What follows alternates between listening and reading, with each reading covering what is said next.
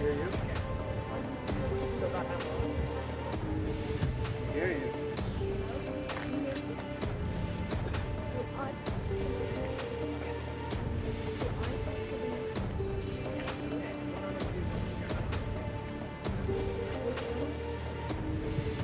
Do they hear you? See what the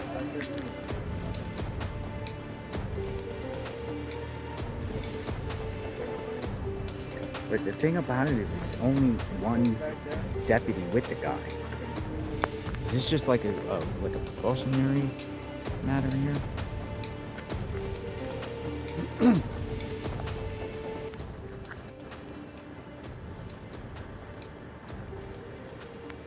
Waste. Good morning, everybody. Welcome to the show. We are live outside of the Nancy Guthrie home in Pima County, Arizona. Come in, hit that like button. Breaking news.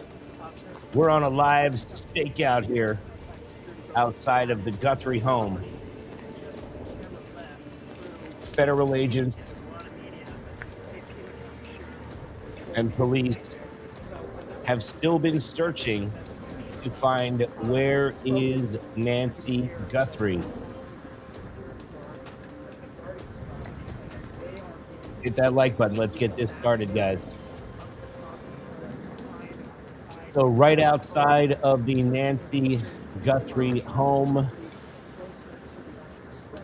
we are on full-on stakeout mode. Good morning.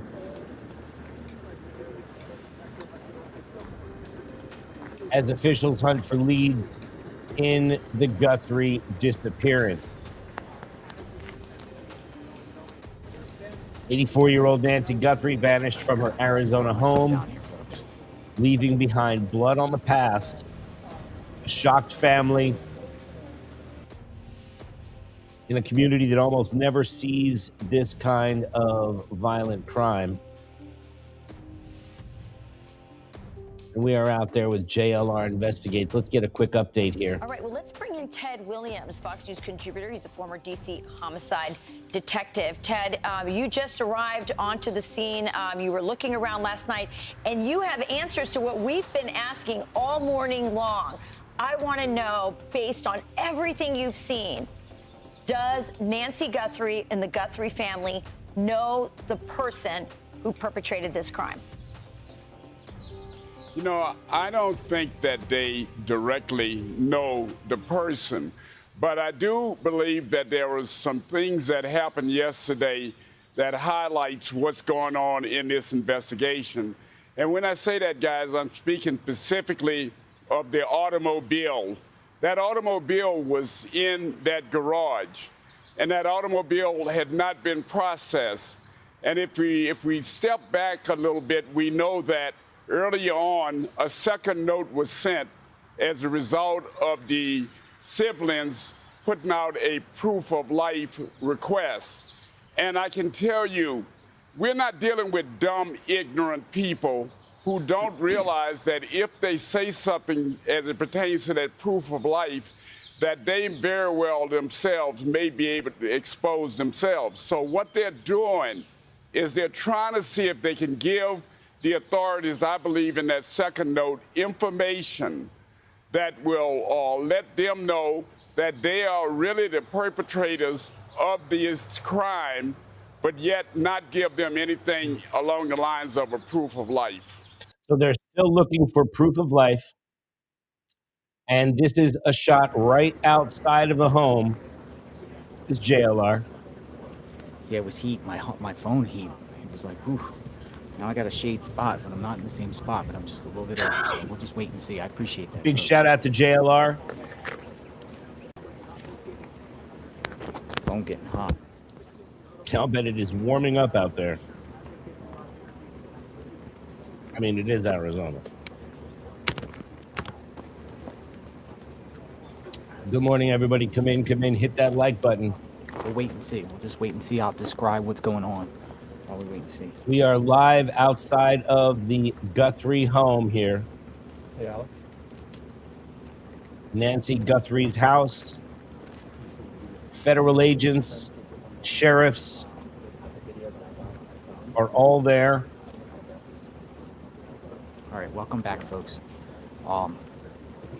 If it goes away, you know, I'll get into the shade. I'm pretty in the shade here, but I think this is good. But I also have my tripod too now.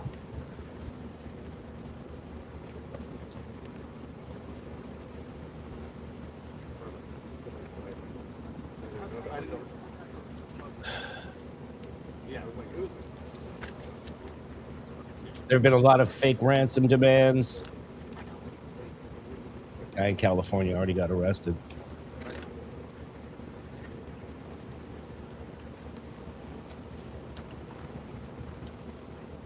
So we're going to break down here what's happening. Where is Nancy Guthrie? Yeah. Hit the like button for me, guys. Jump in the chat.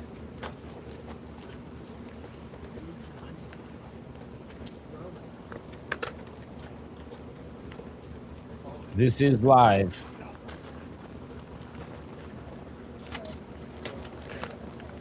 So the wait is on. We have to wait and see what exactly happens here.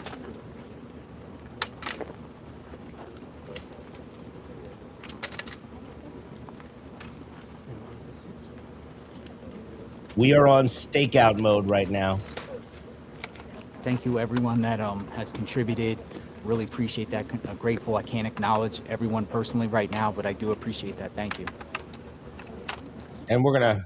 You know, Ted, knowing you as back to well that as in a I second. do, I've got to think that you are perplexed a little bit at what appears to be Very maybe some strange early case. missteps by the authorities. For early on, they open up the crime scene, then they close it down and go back in and search. And now we see things like they're taking this surveillance camera off the roof. Why didn't they get that earlier? Or what do you make of any of the sort of early missteps that they may have made? You know, Griff, you and I have done investigations throughout this country. And one of the things that we've always seen, and unfortunately we're not seeing out here, and that is the preservation of the crime scene. I remember being out in Moscow, Idaho, where the four students were killed. And I think And we're if going to you talk about the contamination of the crime scene. remember, that crime scene was preserved until they tore that building down probably about a year or so later. I would have expected in this case that they would have preserved the crime scene, that they would not have to go in and out of this crime scene. Hit the like what button, they guys. have done, unfortunately, and they need to realize it, is they've contaminated that crime scene by going in and out of that crime scene. They've had to do this at least on 3 different occasions. That Now is it's not 5. law enforcement 101, preservation of the crime scene, Griff. So I want to go back to the question about the automobile in the garage that they towed away, the blue Subaru. So do you think the significance of that is that there may be That's very some possible. Proof of Shella. life, or you know, they're using it to confirm the second note or the first note, for that matter, some information in the note? Or do you think it's possible that we know that garage is the way Nancy returned home, that maybe the kidnapper or kidnappers gained entry to the home, like at the same Hit the time like she button, opened the guys. garage Like door, and subscribe. and may have Appreciate you being here. Stayed in that garage for some period of time, may have touched the vehicle, may have gotten into the vehicle or something like that. What is your speculation about the significance of that automobile? Well, I believe in their second note that they didn't want to give any information directly about proof of life as requested by the siblings. So what they did was to be able to give the authorities some information about that car in that garage. Just think about it. For the last 4, 5, 6 days, we didn't know that that car was actually in that garage. And that car should very well have been processed, and that car was not processed. And they're now So that searching the is certainly septic something tanks. that they are taking into consideration. This was Keystone Cops. It should not have happened. They Wow. should have processed that car as part and parcel of that crime scene. So Those are even two if the words car you don't was not wanna hear. mentioned in the second note or anything like that, you would have thought that the car would have been processed automatically on day one. bringing you all the latest updates On day here, guys. one, I think that call should have been processed. Griff, we also know that at 2:18, Welcome. that they said, meaning the sheriff, that he saw a figure on the Ring doorbell that had been destroyed at about 1:14. And the sheriff then said something that just shocked my conscience, and that is that Nancy did not have a subscription, and that they could not find out who was on that video feed. And I think that's ridiculous. That is certainly something that may be true, but that is something that the public did not need to know. They need to make these people squirm a little bit. They need to make these people, whoever have Nancy, believe that they have something on them. Oh, I see what you mean, Ivor. And to give that information out, I just thought it should not have happened. That's funny. Before I let you go, really quickly, Ted, what do you make of the 46 minutes that these people were inside of her home? What happened? Why so long? Excellent question. Excellent question. I think that these people got in there, that they knew the alarm system. Is somebody who knows that house. And I do believe that Nancy perhaps had to get dressed, and that they knew that this alarm system was not going to go off, and as a result of that, she was probably getting dressed. Had to be and an they were inside probably job, getting ready right? to take I her mean, out. And if you notice come on. at the door, there was some blood droppings. And I believe that very well could have been something from a high blood pressure from her nose. I don't think they did anything to her. But then they gave that crime scene up to the public, for the public to be able to trample through that crime scene. That is not the way you conduct investigations. Yeah, and you know, Ted, to Rachel's point, what we have from the So authorities they're now and all we talking have about are the the facts crime they give scene us being is actually contaminated here. that timeline, 1:47 a.m. That's when the Ring camera is disabled. 2:28, we know that her pacemaker has been disconnected. Hit the like button that's for me, guys. 41 minutes, and the questions are, Hitting the like button helps this get out to some other viewers, so I appreciate it. what were they doing inside and what transpired while they were inside so with weird. Nancy Guthrie? Ted This Williams, whole it is thing great is to so have you on strange. the ground there. We look forward to getting more information throughout the morning. Thank you, sir. All right, so that is Ted Williams there. Here's some other coverage. Retired FBI Supervisory Special Agent Lance Lessing. Lance, thank you so much for being here today. You know, as we're thinking about this, I want to start with this note. It is not the same IP address, but it is the same type of server. But what's curious to me, Lance, is the fact that the only sort of correlation we have to the first note is that they're proving they're the same person. Where's the proof of life? If you want your ransom, that's what this is about. It seems like you'd provide that. Right. If the motive is financial gain, which from all indications from the note, it appears that way, not an ideological statement, but financial gain, an open line of communication is the way to get that. It's an indicative of potentially a fraudulent note. It's interesting that they're committed to sending a second one if it's the same person, because they're confident they're not going to be found. They're confident they're using anonymizers and changing their IP address and running it through a bunch of different countries for potentially to avoid being tracked. But they're not offering anything that would authenticate they are the kidnappers. Yeah, Lance, I want you to take a listen. This is a local KOLD reporter. They received the note. We know that initial ransom note went to 3 outlets, and one of those 3 obtained this second letter. Here's the description we have of it. I would say that this second one, it has a very, very similar. So this is regarding the way the that it was put second. together was very This is similar. the second ransom note. We're also going to look at the second video from the Guthrie family pleading for the return of Nancy. I will say that I don't think that they will classify this second one as a ransom note. There were deadlines in the first letter.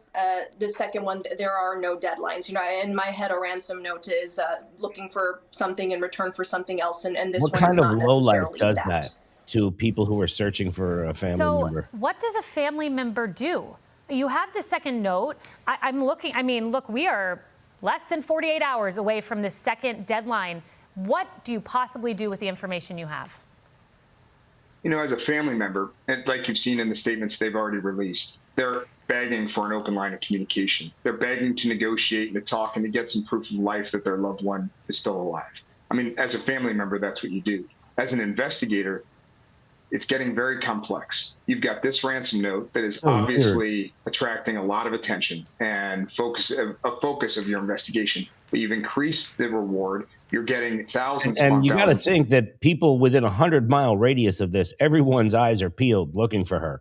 Tips. You've had fraudulent ransom notes already submitted to you.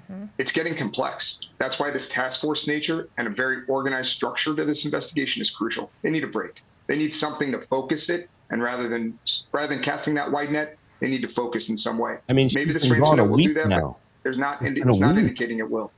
You have this parallel activity that's going on. And, you know, I was on the 5 last night as this was breaking, and you hear the second note, and it gives you hope, and you think, okay, great, maybe Nancy's there, maybe they can get her back. And then all of a sudden, they clear the street in front of Nancy's home, and there's police activity, and it's parallel activity, a note and then a search. What do you make of this? And then a wired device outside the side of the house. This is a third search of the home. I mean, it seems odd it happens at the same time of the letter unless they're connected. It is odd. That could be circumstantial or it could be connected. It's not unheard of to go back to the scene of a search and research, but doing it 3 times, either something's evolving in the case, they're getting different tips and specific information in that note that leads them to certain areas of the house, or they're missing things. I don't believe they're missing things. I think it's an evolving case. They're getting all these different tips in. This additional search could be connected to the ransom note or another tip that we don't even know about. And going back and covering your bases is smart. So, I mean, if you need to go back to that house, you go back to that house as an investigator. You don't avoid it. And they were also looking at where the crime took place. That's where your evidence is going to be. And they took the car. They could have taken the car any of the 3 times. They took it the 3rd time. So it does seem that there's some evolution here. And it looks like we've got some movement right outside here with the sheriff's department. Blazing sun over there, and you don't see anything. So the press pool has started to gather. So we don't lose our stream. I do have a fan though back at my other thing, one of those phone fans. I just didn't bring it with me. But I don't even know if it'll make a difference.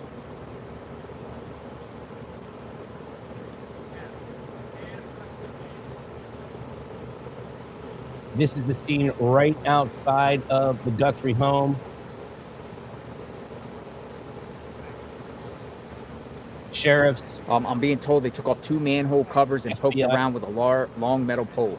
Okay, they're searching the septic replaced covers and are walking around in separate directions. They're searching it. Ugh, what if they put her in the septic tank? That's horrible. Or put some evidence. People are commenting online. They're seeing the situation. So hit the like button for me, guys. This really seems to be like people who knew about the house, about how it operated, that the cameras weren't working. This is live.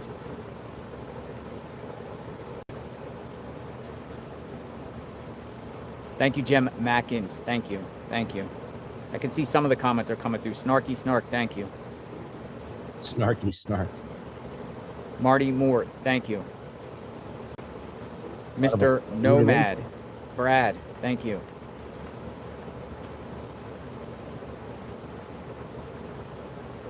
And this is just right outside the house. Pima County Sheriffs.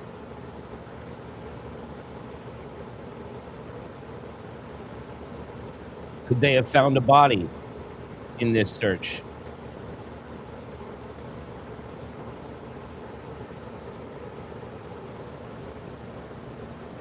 We certainly hope for a positive end to this situation, that she does get found alive and reunited with her family. Comes out of this.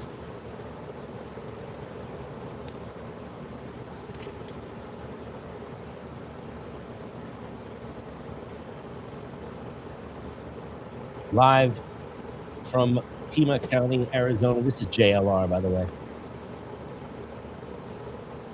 But we'll be covering all aspects here. Thank you. Thank you, everyone. Thank you. Make sure you like and subscribe to the channel. We're doing our best here. the CAC 933, thank you. Thank you for being a member. This is very Thank sad. you for joining JLR Investigates. Thank you. Very grateful. We will continue to be out here covering these things and every twist. And we're going to jump right over to this segment about how they searched the daughter's home, Annie Guthrie. Developments this morning in the search for Nancy Guthrie. Investigators returned to her home late last night, and they were also seen at the home of her daughter, Annie. This comes after the Guthrie family released yet another video statement addressing her potential captors. Christian Benavides shows you the latest. Late Saturday, detectives returned to Nancy Guthrie's home. Investigators were also spotted at the home of her daughter, Annie Guthrie. It's unclear what prompted the law enforcement response. What do you guys think? But it came shortly after the family released another video statement. We received your message, and we understand. In their posting, the Today Show anchor Savannah Guthrie and her siblings took to social media to address a new message from the potential abductors. We beg you now to return our mother to us so that we can celebrate with her. This is the only way we will have peace. And keep in mind, one of the suspects is Annie's husband. This is very valuable to us, and we will pay. Authorities have been working to verify the authenticity of something very common. They work from the inside out, right? So they're going to look at all the family members. Two messages from the potential captors. On Friday, FBI agents removed the camera from Nancy Guthrie's roof and towed her car from her garage to examine it for potential fingerprints or other clues. CBS News has learned law enforcement is tracking down vehicles captured on surveillance cameras the night she disappeared, including at this gas station. They cannot provide every bit of information that they receive until they get to a closer place of identifying where Ms. Guthrie is and the people that might have taken her. According to a timeline provided by law enforcement, there was about a 41-minute window from the time the doorbell camera disconnected to when Nancy Guthrie's pacemaker app disconnected from her phone. Within this time frame, and that's really concerning, is the pacemaker disconnecting. Software detected movement at 2:12 a.m., but it wasn't recorded. The FBI is offering a $50,000 reward for information. Christian Benavides, CBS News. Christian Benavides. All right, so let's get over to the coverage of this new message from the family. Breaking news in the search for Nancy Guthrie. I'm Jonathan Hunt, live at the Pima County Sheriff's Office as Savannah Guthrie and her two siblings, Annie and Cameron, release another heart-wrenching, painful video pleading for the return of their 84-year-old mother. Let's watch. And here it is. We received your message, and we understand. We beg you now to return our mother to us so that we can celebrate with her. This is the only way we will have peace. This is very valuable to us, and we will pay. So they're saying they will pay the ransom. As you know, an initial ransom note from a purported kidnapper or kidnappers demanded millions in Bitcoin for Nancy Guthrie's I don't think this is about race as it is so much about celebrity, right? Any celebrity that this happened to would be a major news story. And laid out two deadlines, Black, one white, of which Asian, passed that at doesn't 5 matter. p.m. on Friday. The I other like deadline, that, the FBI said, comes on Monday. Now, yesterday, investigators said they were reviewing a new message in the case. That one, like the first, was received by a news station here in Tucson, which said it contained this second message, no proof of life and no deadlines. Investigators returns to the Nancy Guthrie home late yesterday. Among other things, they towed away an SUV, a blue Subaru, as far as we could see. That has now been brought here to the Pima County Sheriff's Department. Drone video also showed deputies and agents searching the property once again using flashlights as part of that search. Now, I want to bring in now Fox News contributor Ted Williams, former D.C. police detective and defense attorney. Ted, great to have you here on set with us at the Sheriff's Office. First of all, the news tonight, that gut-wrenching video we've seen. What did you make of it, Ted? You know, Jonathan, it was shocking. I really was not able to comprehend it. You could look at this video in several different ways. It certainly, one thing we know about Savannah, she's a media personality. She knows how to speak plain, clear language. And I didn't see that there. And there were several things I must say to you, Jonathan, that stood out to me. One, this is the only way we can have peace. This. And then to say, this is a very valuable to us and we will pay. You don't talk about your mom in that way if your mom is... This is so weird, you guys. This is so weird. Everything about this is weird. Still here. This is very valuable. You would say something like, we love our mom. Our mom is very valuable to us and we will pay. And you would make those kinds of arrangements. And so I'm deeply, deeply disturbed and concerned. It was, as you watched that video, and when we first watched it, when it popped up, we're all trying to pass the language. Guys, hit that like button and I for think me. we have to leave it to our viewers to... Everybody can look at that. Everybody can make of it what they will. But the pain was writ large on Savannah's face. I noticed Annie seemed to be struggling to hold herself together, sobbing. Cameron, the brother, stoic as we have seen. What about the approach, though? The direct appeal, we will pay. Smart move? Well, it's a smart move if, in fact, you're saying, hey, look, you have my mom, and I'm sorry she's dead, but we want her back.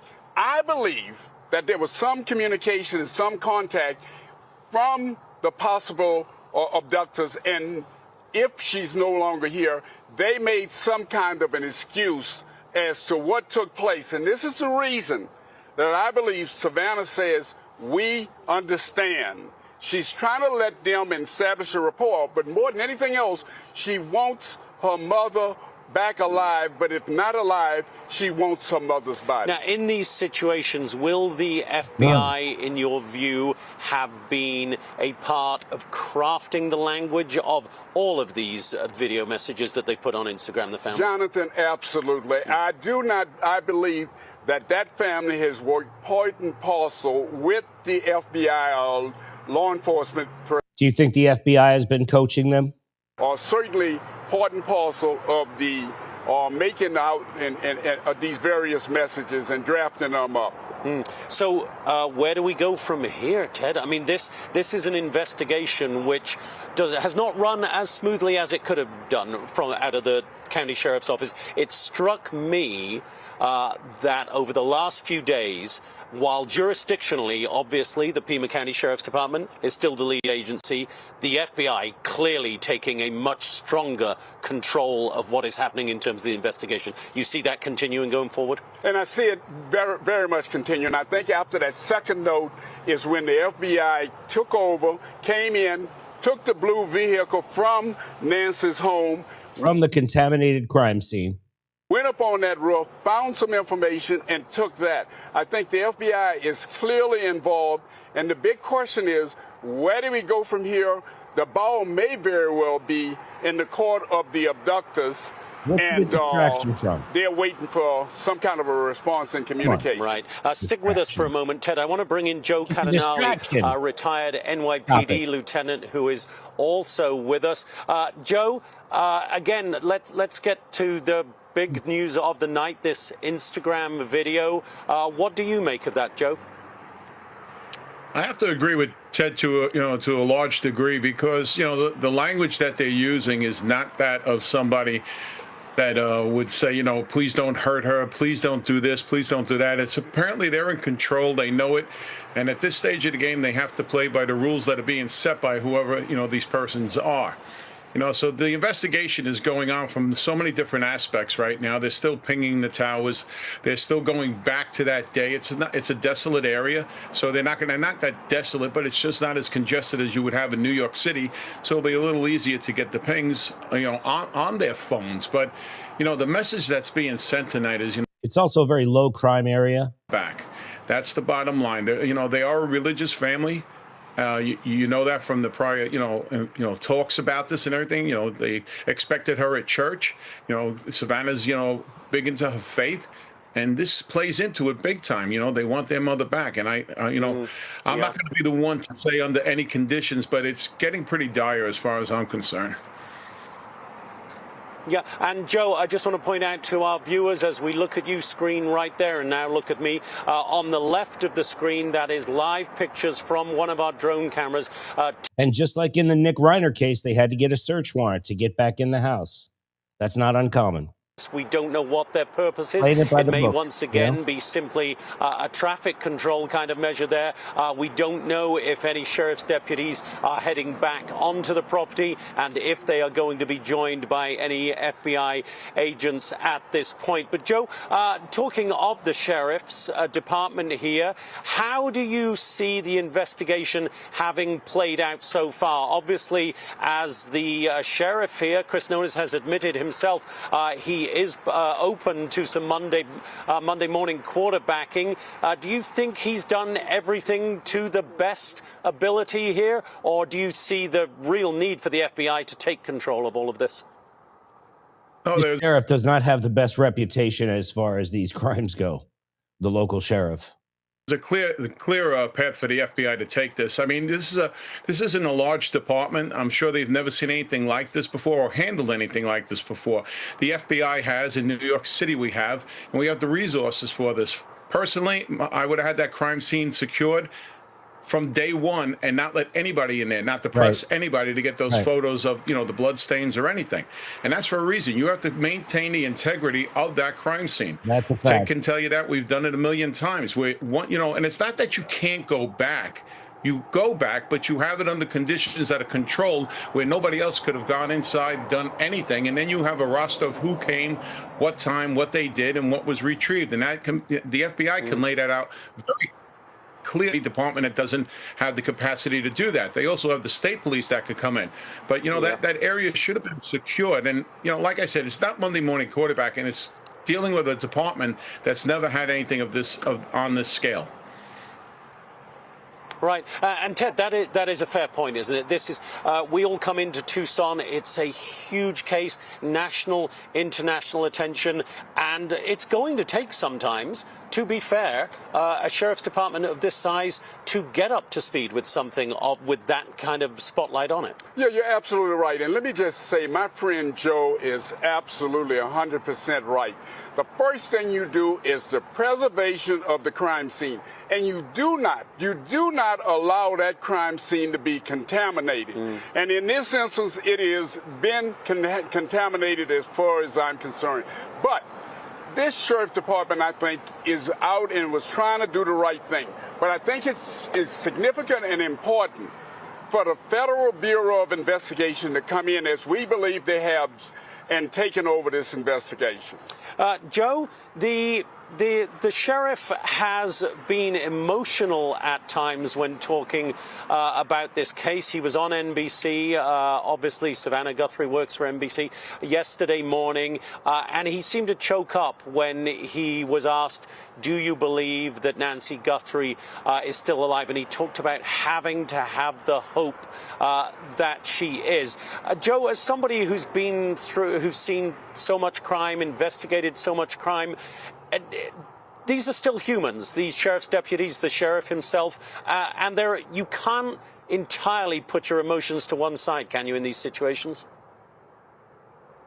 On the human side of everybody that's affected by this, the sheriff as well. And let's not forget, this is a smaller community, and these departments know the residents very well. They check on them. It's not large like New York City or in Washington, D.C., where you don't get to know everybody. I mean, I've dealt with so many small towns, and you'd be surprised at how they operate, and it's in a compassionate way, too. They check on the elderly. They have, little signs. One department said, if this Mrs. So-and-so doesn't have her shades up in the morning, I know to go over and check on them. So this is, very hard for a department like this to go through this when you may personally know this individual, and it's very overwhelming at times. But good morning, everybody. You still work through that. I'm not saying this department, with the resources that they have, the FBI, I'm sure the FBI, I know the FBI sat back and said, Sheriff, handle the press on this. We'll handle this aspect of it. Please do this, please do that. And that's exactly what was going on and what's still going on. Everybody's on board. They want to get the same job done. They want justice served. Absolutely. They want to get this lady back. So we're going to go back to this. You pair that with right the here. president's statements, who's in constant contact with the FBI. I want to play something that got a little attention, but I think it deserves a lot of attention. Listen to Sheriff Nanos. We know the camera on the outside of the house was fully removed. We know there are cameras on the inside of the house that were not removed. Here's what he shared. There's multiple. There were multiple cameras. One on the front, and that's the one that's missing? It is the one at the front door area. Are the other cameras missing? Not to our knowledge. We don't know that. Yeah. Yeah, we don't know of any other camera missing. Got it. So could it have been those other cameras that said person detected? Again, I don't know that, but I'm thinking that's possible, yeah. Okay. Yeah. Because if it's... Because nobody's saying it's this camera. We don't know that. Lance, here's my question. So you go into the inside of the house. You are intent on kidnapping someone. You've destroyed a camera on the outside of the house. Why wouldn't you destroy the ones on the interior unless you had intimate knowledge they were not a threat to you, they were not capturing you? It leads me to believe it's someone who might have been familiar with the home. Now, destroying interior cameras nowadays, it's oftentimes ineffective. Most of the storage of the actual video surveillance isn't in that camera itself. It's in a server, in the cloud, or offsite. So actually destroying the camera might stop additional surveillance coverage of yourself in the house, but it's not going to delete the previously captured surveillance images. So that's one thing. I do think, though, we had a 45-minute timeline where the suspect could have been in the house. A person was detected, and then ultimately Nancy's pacemaker was disconnected. That's a long time to be in a house. Yeah. That is a very long time. And let's go right outside the house right now with JLR. He is posted up outside with the Pima County Sheriffs here. And we just saw another vehicle pull up. So some vehicles pulling up. What looks like a search of a septic tank. See what happens here. I don't know if their time is up or what.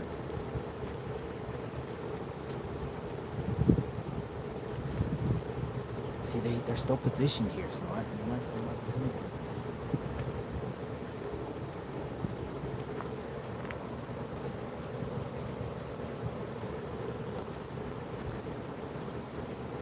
And this is a live feed from right outside of the Guthrie home.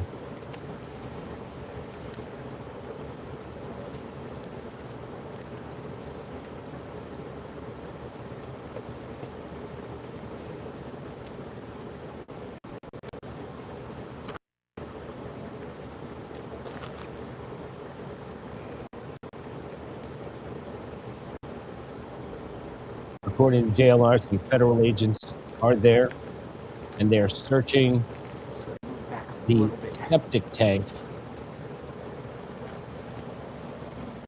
searching for evidence.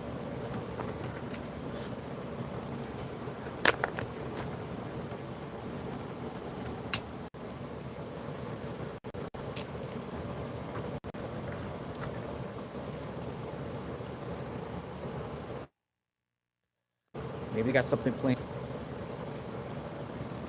I don't know. Bit of a live stakeout here, guys. He's still positioned. Hit the like button for me. Well, they were saying she didn't have her subscription for the for the camera service. Okay. But remember, this is a community where they don't see much crime.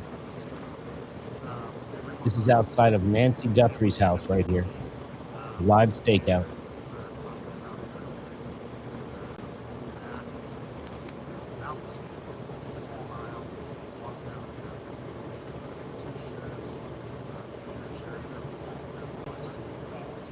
Some elderly, they're 84 years old. In need of medication. Something might be brewing here because they're all positioned here like they're going to do something else.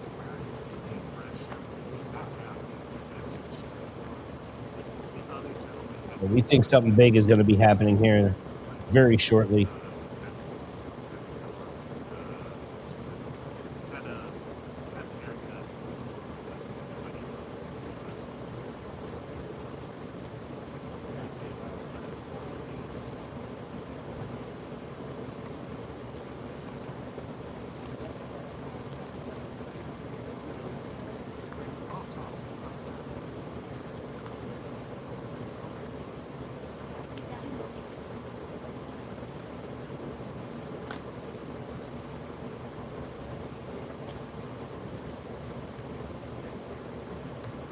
And these deputies look like they're anticipating something here.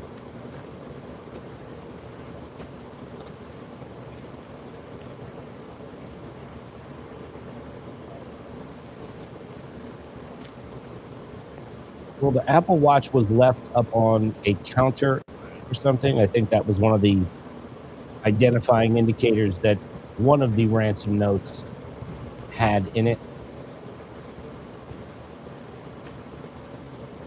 And again, this is outside of Nancy's house. So I'm going to try to find some details of what, you know. They did have a warrant for Annie's house, and they executed that warrant. Looks like it was a combination between that and the neighbor's property.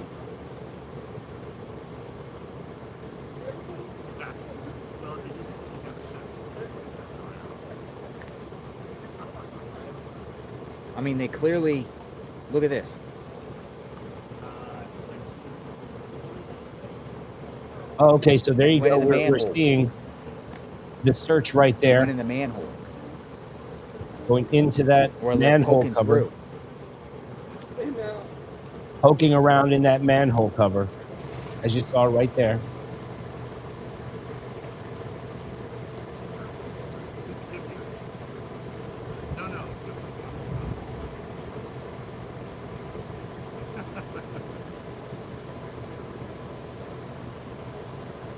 Why?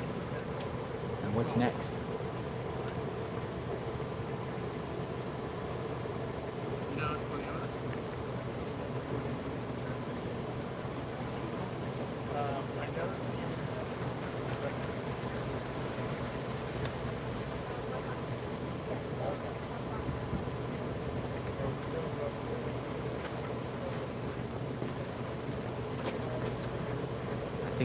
I don't know. I don't know if they're Hit that like button for me. Now we have some more press starting to converge. Might be leaving. And you can see there's a lot of movement outside here. Let's see if they leave. If they leave, this thing's over. Whatever they did is over. If they both leave, it's over. If one of them stays, then there could be more activity. I don't know. I'm going to go back over here.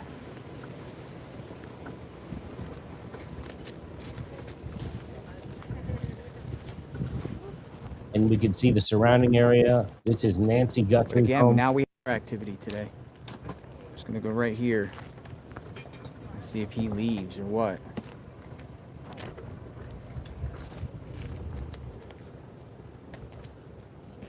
Apparently a very warm day here in Arizona.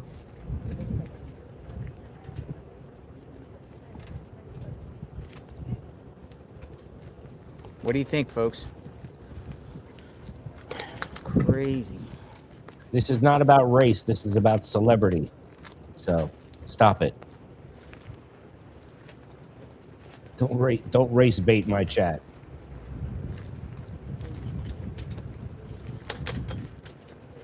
Come on.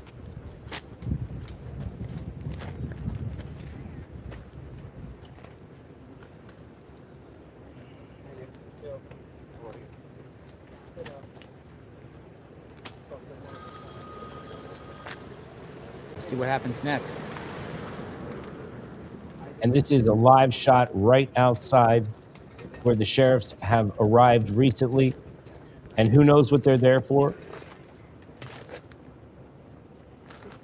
But there's been a... We're talking about a manhole now? Yeah, manhole search. They think she's in a manhole? Oh, boy. Is that what's going on? Do they think she's in a manhole?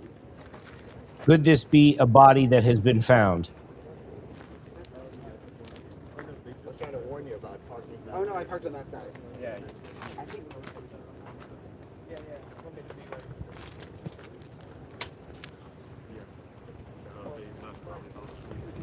And this has been over a week now. I believe this is day 8.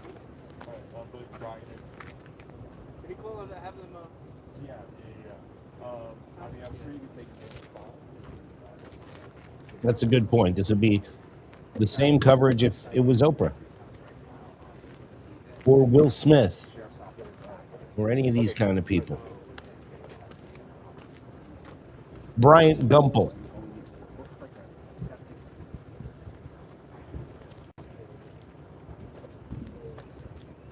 pole in a septic tank. Yeah, that's Brian Enton. Brian Enton's about to post his report. He just came. Brian Enton just showed up.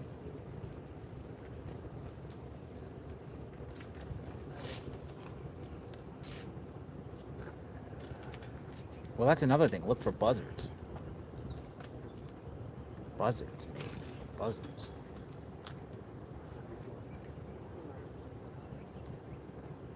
I don't know. The deputy's still here, so they could be doing these other things too. Like, that was the first wave of doing something, and then they might do something else on the property next. We don't know what's going to happen next. But this guy hasn't left. And the deputies are there for a reason.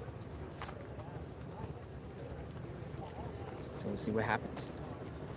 And as we saw from that turnaround shot of what happened to Nancy. Press from around the world. JLR investigates, boots on the ground. Arizona, Tucson, Catalina foothills. Hello.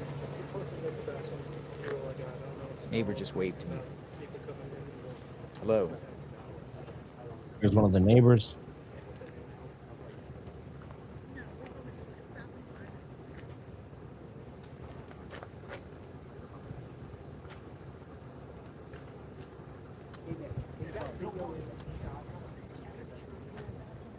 And this is live coverage from JLR, who broke the story about the manhole cover being searched. Could be a septic tank.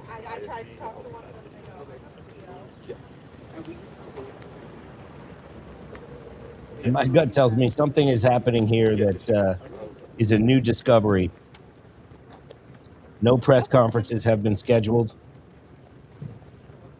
I mean, the Pima County Sheriff's put out an update this morning. It said the Nancy Guthrie investigation is ongoing. Follow-ups continue at multiple locations. No suspects, person of interest, or vehicles have been identified. No scheduled press briefings. If any significant developments occur in the case, a press conference will be called. There we go. They just announced a press conference.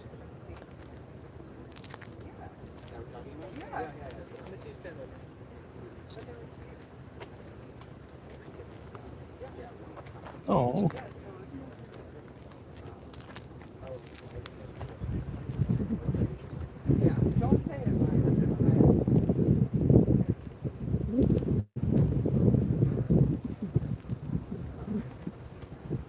So we're going to keep an eye on this and get to this part right here. Arizona, where police are ramping up the search for 84-year-old Nancy Guthrie as officials now investigate the authenticity of a new note sent to a local Tucson TV station. Anchors there say that it included sensitive details about Guthrie, but no deadline. New details are also emerging about the hours before she vanished. Investigators confirm the blood on Guthrie's porch is hers. Both her doorbell camera and pacemaker app went offline around 2 a.m. on Sunday. The heartbroken Guthrie family making desperate pleas for proof that she is... Okay, we got something over here. Let's go back to JLR. I've been through, there's been a few things that have happened in Tucson, but nothing like this. They had, you know, the Elizabeth Sells case. They had the bombing of Gary Triano. They've had a couple of other things, but nothing quite like this. And looks like it could be a neighbor or a local. Just say, without trying to be disrespectful and rude, but in the that it took a lot of cojones for the sheriff. Somebody says we're muted. Look at that. Are we muted? Can you hear? You're fine. Can anyone hear? Audio. I don't know what happened with the audio. Can you hear audio there? What's going on? Look how many people watching. It's a lot. No sound? Can you hear? I can hear, but you can't hear the other way. Come on forward. Jason, come on forward here. All right, so this is Jason right here. Jason. Jason is a neighbor. He lives here. He's never seen anything like this ever. Talk to us. What's going on, Jason? It's probably one of the craziest things I think I've ever seen. I've been through the, Gary Triano bombing. I've gone through the, seen the Elizabeth Sells case, but nothing quite like this. But I will also say it takes a lot of cojones for the sheriff's officer to be at the U of A basketball game last night instead of doing his job. I think it's pretty disgusting. I understand people need a break, but this is not the time nor the place to do that. So how long have you been living here? I've been living in Tucson for about 36 years. And you live around here? I live about 15 minutes. Okay, from here. 15 minutes. So what do you think happened here? As you being a Tucson resident, what's your gut telling you? My gut is telling me that it's the brother-in-law.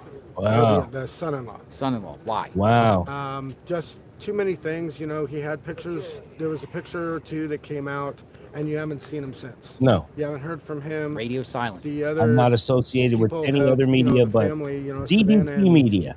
Her brother and sister have done things. He hasn't been involved in any of it. And I don't know if he's trying to stay away from the limelight or what it is, but I can tell you this, it's very suspicious to me. I mean, would just a random stranger come up through here and just target a 84-year-old woman? This was planned. Planned. That's just that's my gut. It's not just random. I think it was something that, and like they say, the first people that you need to talk to is the family members. That's right. And they haven't, as far as I know, they haven't spoken to a lot of people except for, Savannah and a couple of, the brother and sister. But that's just my take.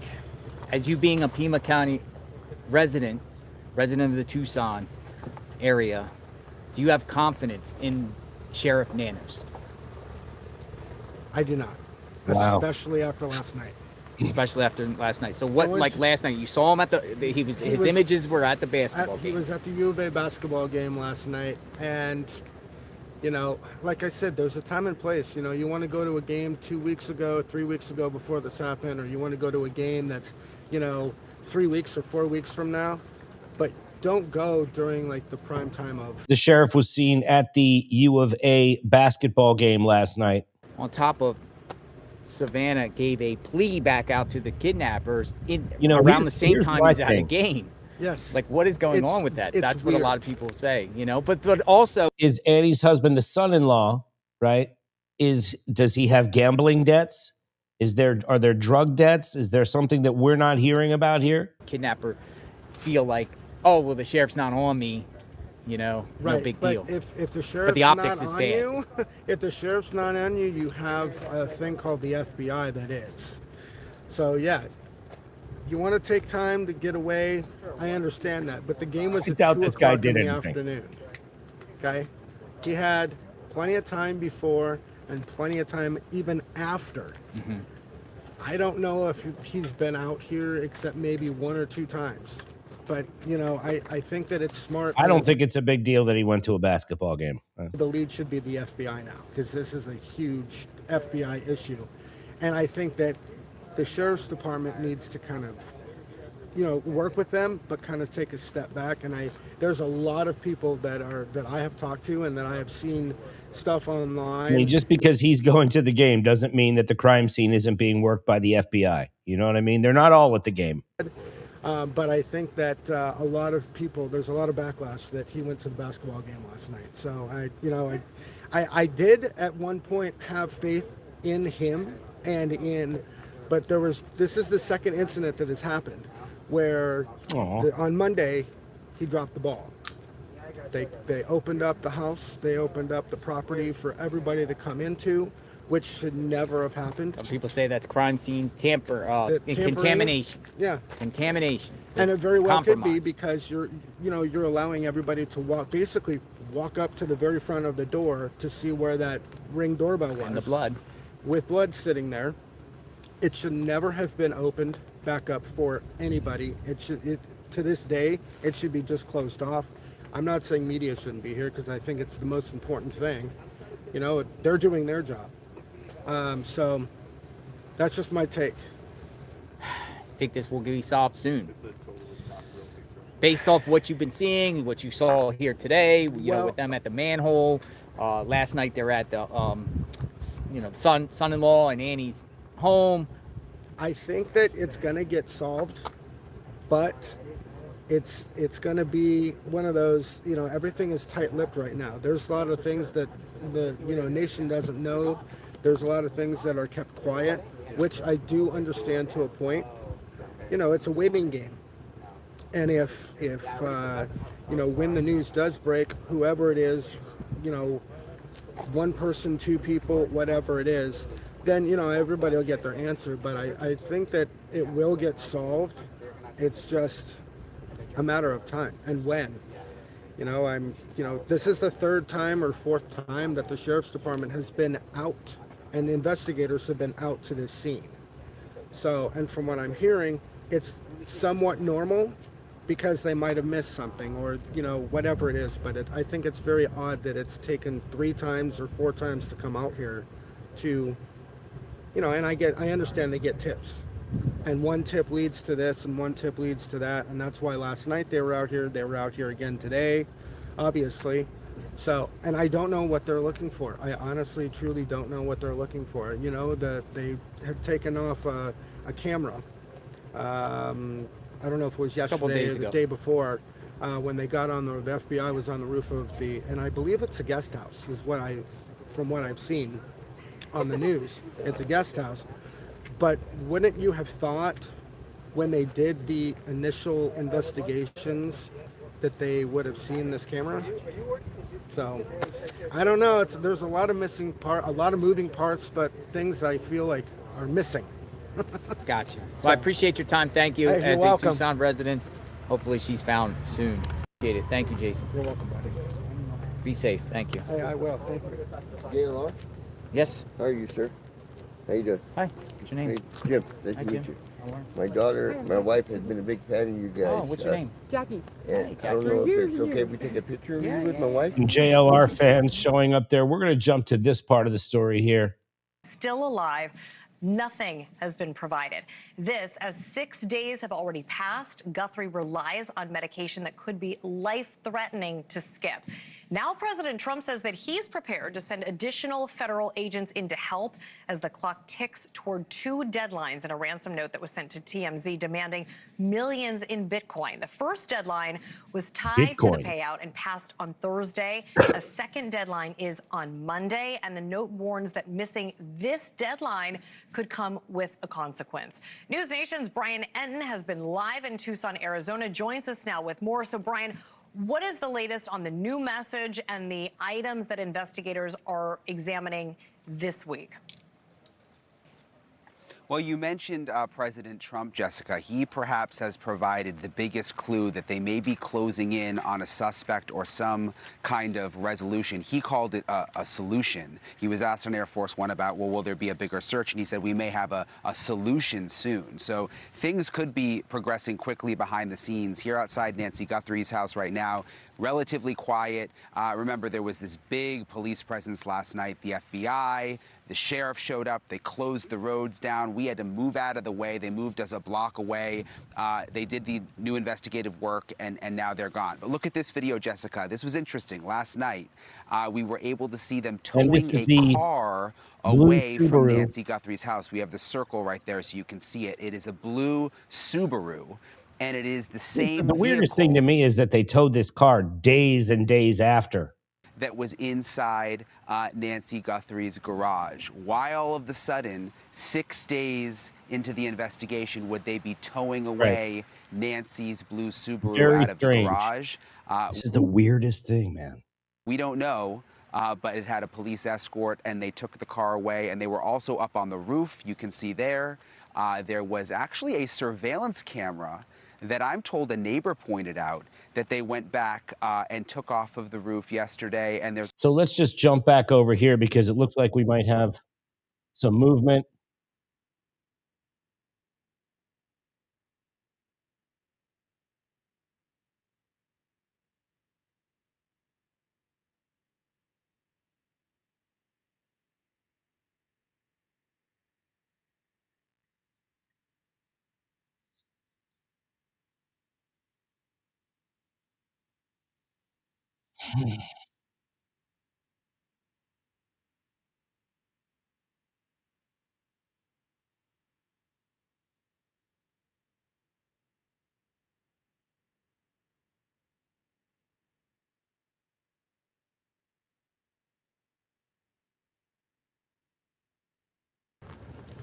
Nice truck.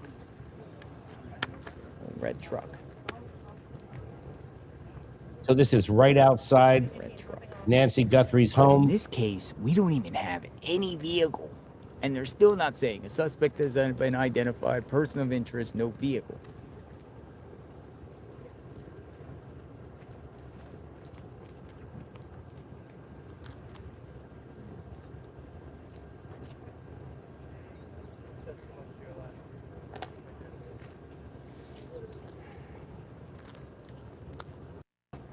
So we just wait and see.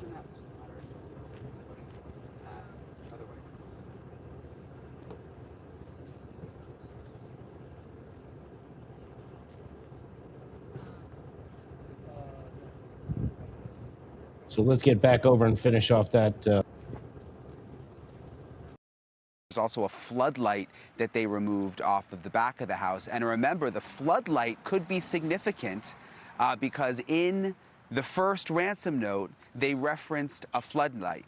So that's perhaps why they were so interested in the floodlight on the back of the house. Jessica? God, this is also wild, Brian. What are federal agents doing over the past 12 hours to try and just move the case forward? I mean, I know you mentioned the Subaru being moved out of there. What else are they doing? Yeah, so they've been canvassing the neighborhood. I mean, we saw them out here yesterday knocking on doors, trying to find more video. Similar scene over at Annie Guthrie's house, which is about 10 minutes away from here.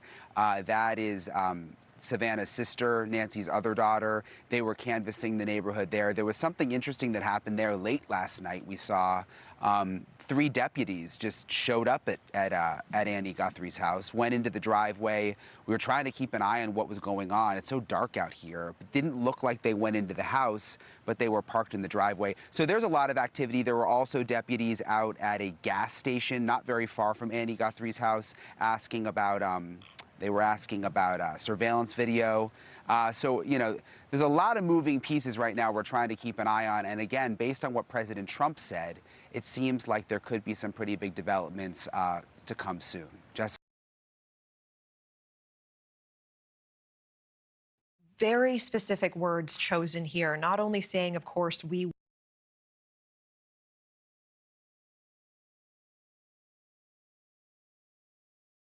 will pay, but begging, quote, to return our mother to us so we can celebrate with her, adding, it is the only way we will have peace. What are you watching? What are you making of this new video tonight? Well, first of all, this is very directed. The exact words that are chosen and the words that are said are definitely directed by our behavioral analysis unit of the FBI. And what they're trying to make happen is hopefully contact and hopefully a way to open up communication, and if payment can be made, hopefully to track that. But I've got to tell you, I don't think this is about money. It just seems to be about torturing this family. Yeah, tell me more. Tell me more about that when you say that. Well, thanks. In a kidnapping scenario, the kidnapper typically truly cares about the money, so they make contact early before law enforcement is involved. They don't ever involve the media. It's a situation that they want to have. They want to strike right when that family is first up. And here we could see from this other shot, this is Brian Enton doing a live stand-up there.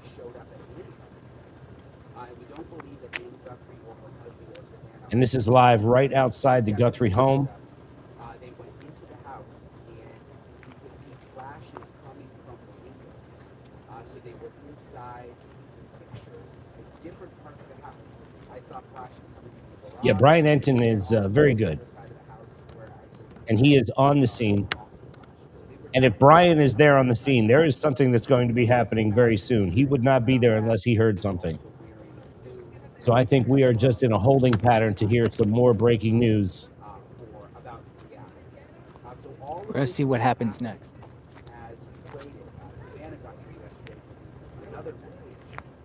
So let's get back over here. Set right after the abduction so that they can hopefully get money in a reasonable amount soon.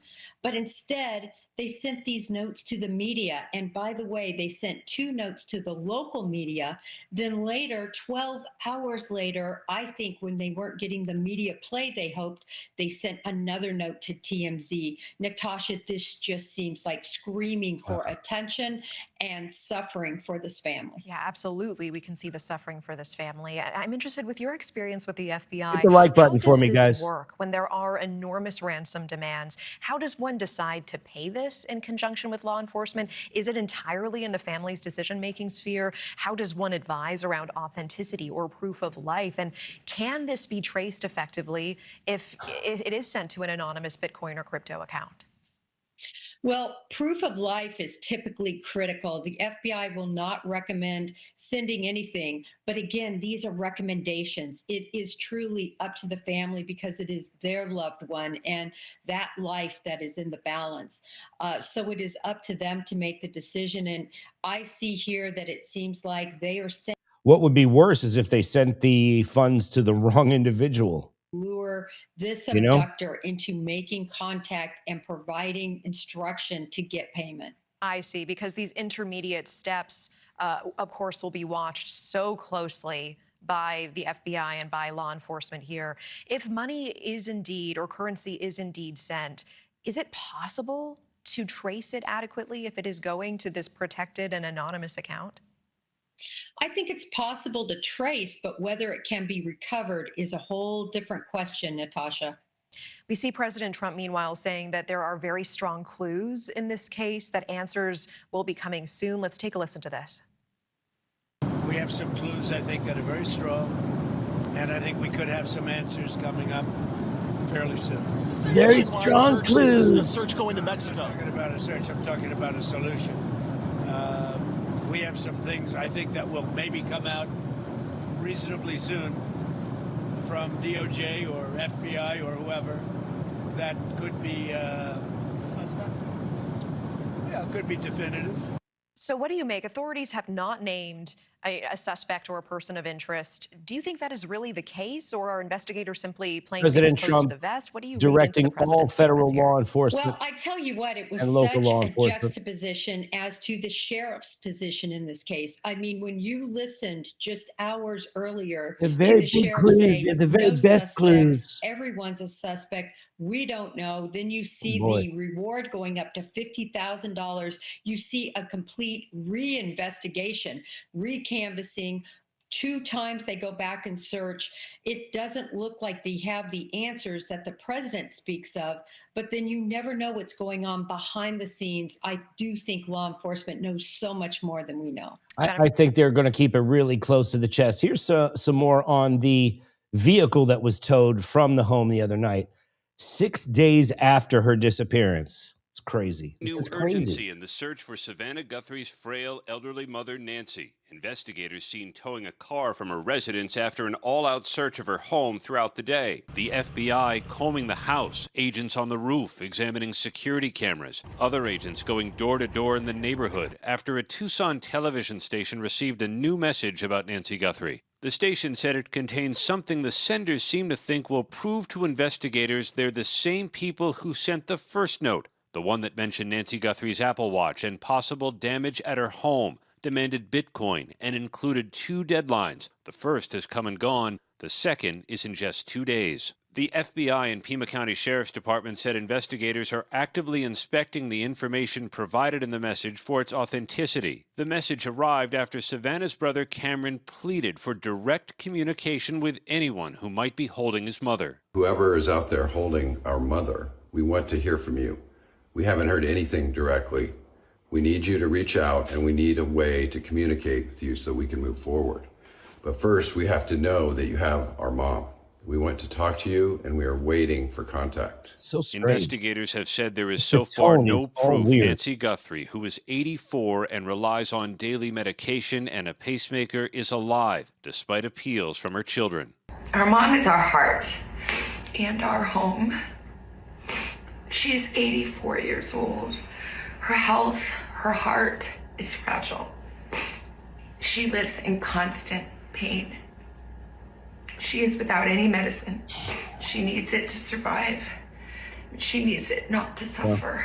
As the investigation stretches into a week, the sheriff told us he is holding on to hope that Nancy Guthrie is still alive. That is a devastated family who is doing all they can to just get their mom back. My message to you, if you're holding her, listen to the family. Let go of mom. No questions asked. Call us. Just get her home. The sheriff told us that investigators have now finished talking to people who worked around the house here.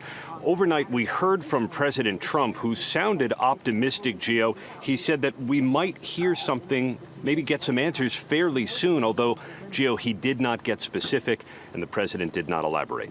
Gio? Oh, it is also devastating, and our thoughts, of course, are with Savannah and the Guthrie family. I don't know Aaron, how thank you so pacemakers much. work. Joining us now is ABC News contributor and former FBI agent Brad Garrett. Brad, thank you so much for joining us here. So what do you make of the latest developments here? The FBI going door to door in the neighborhood and that latest message.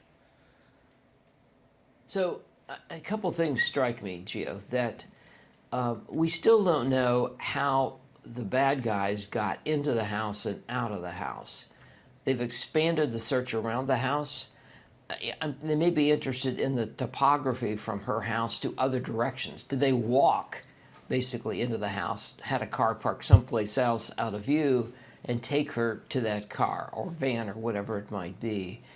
The other aspect about going back in the house, if the ransom note talks about specific things in the house, like things broken, things moved, cameras removed or smashed, whatever it might be, if that's the case, they're going to go back and double check they've got to see if it matches what the bad guys are telling them. And Brad, with focusing on those reported ransom notes, one deadline passed Thursday, another deadline comes Monday. What does the past Thursday deadline tell investigators? Everybody hit that like button for me. I think it tells you a couple things. They're giving the family, I guess, an option of, we're going to extend this. What's fascinating, and again, I don't know if this is true, it's been reported that there is no way through the note that they, the law enforcement or the family, can communicate with the bad guys. They have a dollar amount set. I think they may supposedly talk about consequences if it's not paid. I wouldn't be surprised if there is not a proof of life. And they're going to bet that they'll pay, and she'll either be released or not released, but it certainly leaves all the power with the bad guys. Brad, how common or even uncommon is it to hear from the kidnappers once a ransom note is actually sent? Well, I'll tell you, in the past, Gio, it's fairly common that you hear from the kidnappers because they may show you proof of life. Greetings, everyone. Welcome. Come in. Come in. Maybe a money exchange. They may want to drop. They may want money sent. In this case, I think it's Bitcoins, crypto, so they'd have to give an address for that. But I'm just suggesting that this is a whole different sort of way to basically do a kidnapping. And we're going to see on Monday how it plays out. So, Brad, in the meantime, as we wait till Monday, what's the next step for investigators here? So you have two things. You're going to have IP addresses. Apparently, again, I don't know if this is accurate. There's maybe two different IP addresses, but they may have used the same techniques to cloak or camouflage or make it extremely difficult to figure out the locality. I think the Bitcoin addresses, you have to have the ability, obviously, to send this cryptocurrency is different in maybe each letter. So all of those things show to me some sophistication. It sounds like this group of people. $2 million and it's Bitcoin, it's going to be about 800,000 in a couple days. Committed this crime are well organized. Well organized, certainly seem to be, but just a So well organized and communicating with the family. Let's head back over to live state outside of Nancy Guthrie's home here.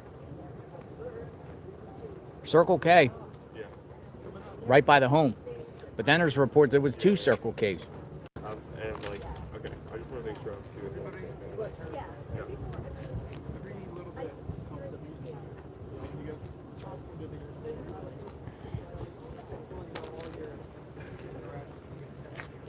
big? Would you be okay?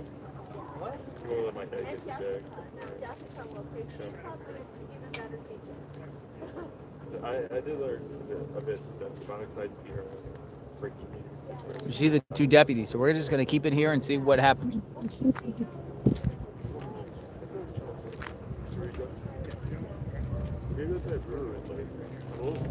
And we have JLR footage here. We also have some aerial footage of the scene right here. Looks like somebody has just arrived.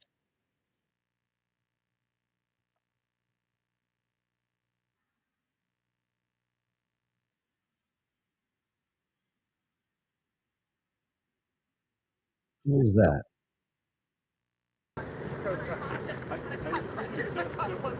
What's up, Mark?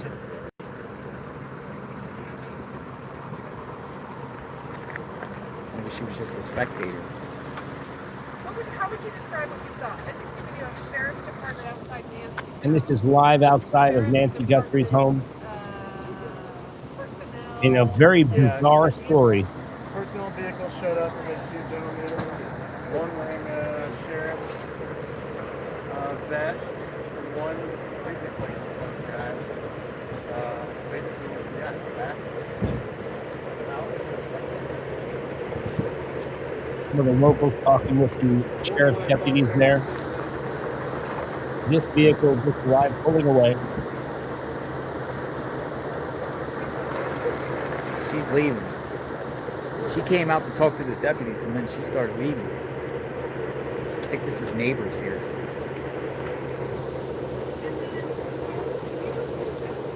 And here is that aerial footage of the scene this morning.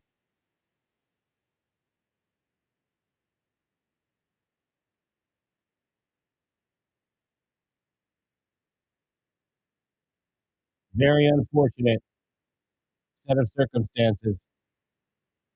So this is from very early this morning. Savannah Guthrie's mother, Nancy Guthrie. Sheriff's deputies were seen at the home of Annie Guthrie in Tucson last night. This is Savannah's sister. It's unclear why they were there, but they left with a bag, and another deputy was seen wearing latex gloves. Now, this comes as Nancy's family continues to plead for her safe return as investigators race to verify a new message. ABC's Johnny Fernandez has the latest. Over a week ago, Savannah Guthrie's elderly mother, Nancy, was last seen at home. Today, Savannah and her siblings are making a heartfelt plea for her safe return, sending a message to whoever may have taken her. We received your message, and we understand. In a new Instagram post, the family is appealing for their mother's safe return. The message coming after a Tucson television station received a new message claiming to be the kidnappers. The station said it contained something the senders seemed to think they will prove to investigators they're the same people who sent the first note. The one that mentioned Nancy Guthrie's Apple Watch and possible damage at her home demanded Bitcoin and included 2 deadlines. The first has come and gone. The second is just 2 days away. The FBI and Pima County Sheriff's Department said investigators are actively inspecting the information provided in the message for its authenticity. Investigators seen towing a car from the residence overnight following another thorough search of Nancy's home. If the ransom note talks about specific things in the house, like things broken, things moved, cameras removed or smashed, whatever it might be, if that's the case, they're going to go back and double check they've got to see if it matches what the bad guys are telling them. President Trump suggesting he expects something definitive from the investigation soon. And everybody is hoping for some more definitive information. Here is outside of the home again. And we're going to hit some of this live coverage here so we can see what's happening. Looks like JLR is having some heating issues with his device. So we're going to take a look at this aerial coverage.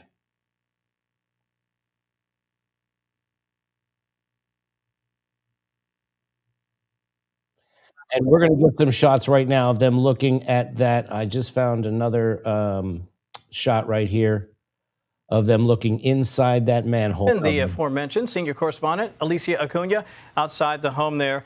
Alicia, we're watching these pictures from the Fox flight team. Clearly, there is something happening over there. We don't know exactly the nature of it. What can you tell us from your vantage point? It looks like they're searching a septic tank area. Hi, Kevin. I can set the scene here for you. About an hour and a half ago, we had a sheriff's deputy come up, park in front of the home. That caught everyone's attention. Now, not too long ago, within the last 20 minutes or so, we saw an unmarked vehicle with law enforcement drive up. The two spoke, they got back in their cars, and then we saw yet a third member of law enforcement walk up. 3 people walked to the back, 2 to 3 people walked to the back, and you can see them now. And they are what our drone team is describing to us. The Fox flight team is describing this as possibly a manhole. I heard Jonathan say that it could be some sort of water drainage. Either one of those is possible. We're not quite sure. But they've been poking around in there, almost like they're looking for a sample of some sort. Looking into this area. We've been kept back just a bit, actually. Usually when they have some sort of activity here at the site of Nancy Guthrie's home, we're often pushed back. The media is pushed back so they can do their job. Clearly, they're not concerned about that right now because we've all been allowed to stay as law enforcement continues its work to the back. Kevin? Let me ask you about the searches that were happening, Alicia, Saturday over at the home of Annie Guthrie. Have you heard anything about the nature of those searches? Everything we've gotten has been from our Fox Digital team. They were on site when about 4.5 hours after Savannah Guthrie and her siblings released that most recent video. They arrived at that home. They were there for about 2.5 hours. And according to our Fox team on the ground there, they could see, they could hear clanking, some noise being made. They could also see in the garage area what seemed to be flashes of light coming from a camera.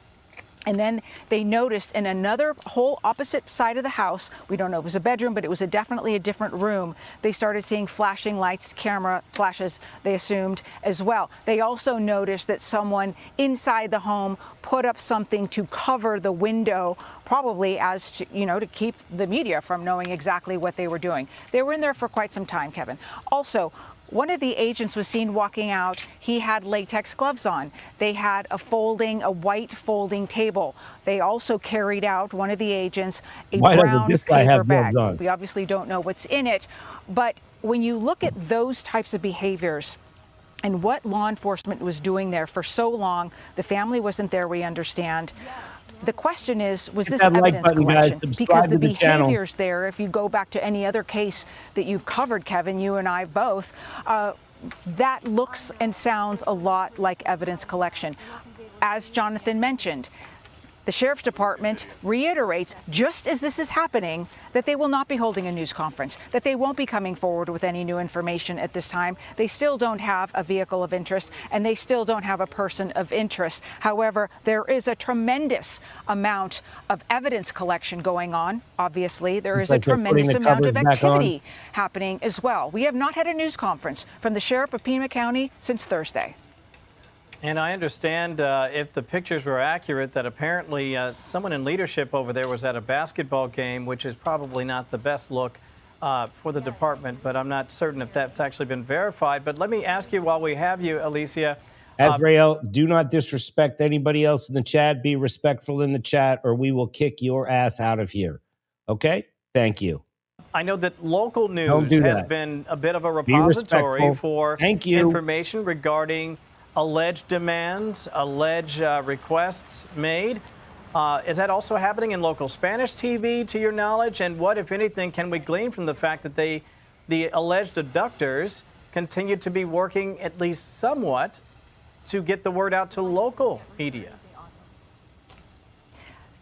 It is interesting, isn't it, Kevin? Because obviously the kidnapping of Savannah Guthrie, an NBC News star, her mother, was going to garner national attention. And whoever's behind this decided to reach out to, as far as we know, 2 local TV stations here in the Tucson area, in addition to TMZ.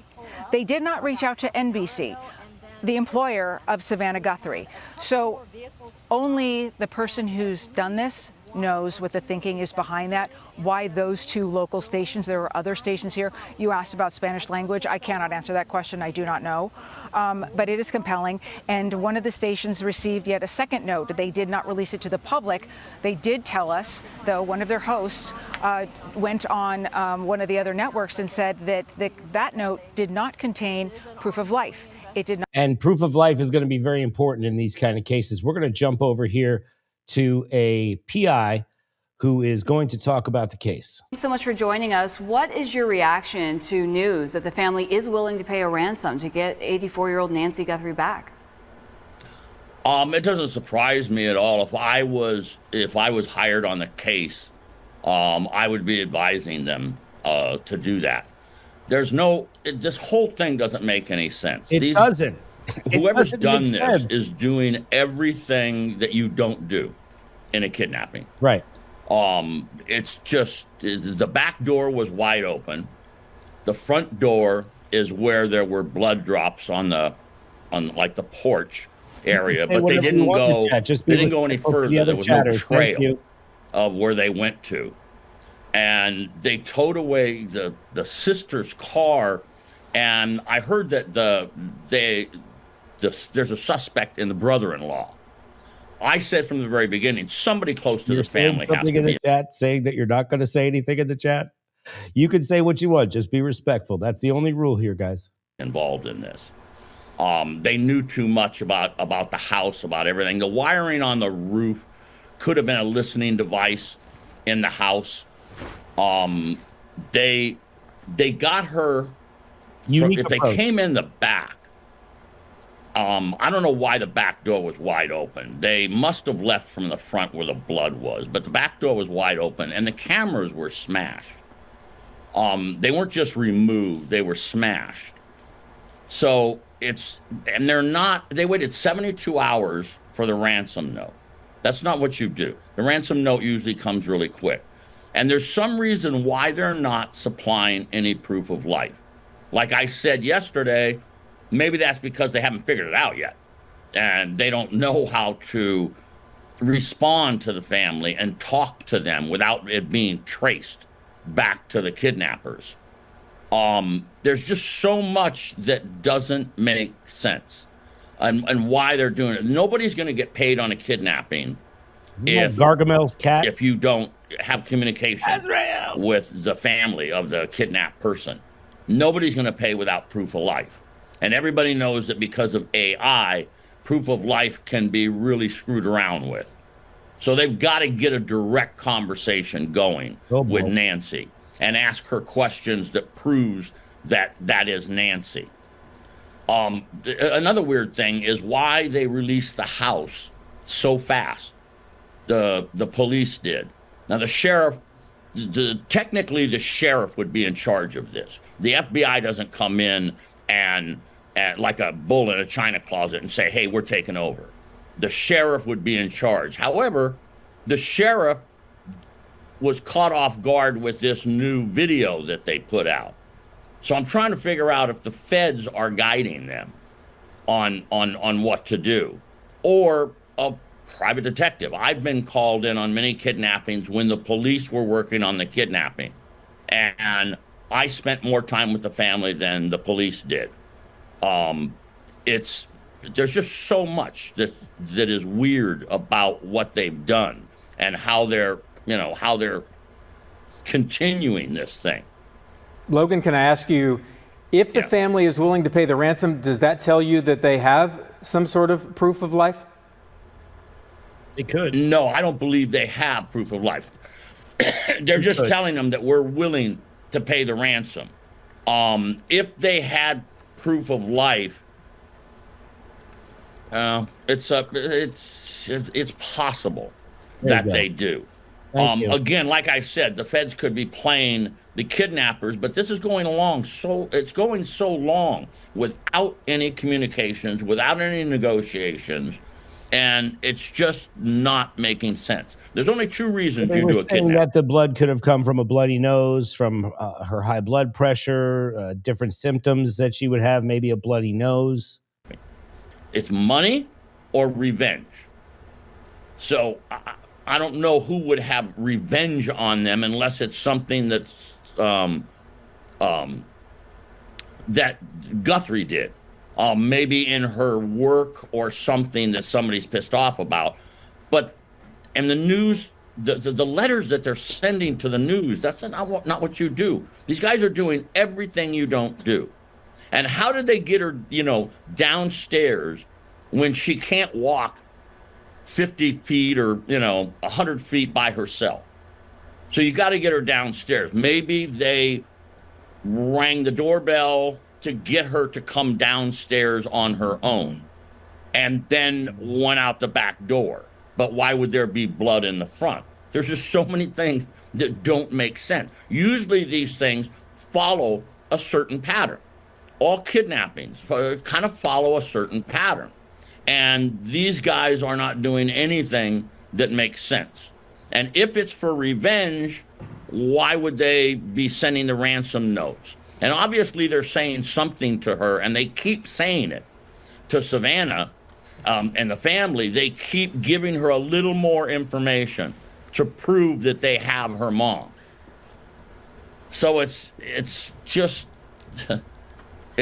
doesn't make sense. One more thing, the car being towed. What do you think about that? What does that indicate?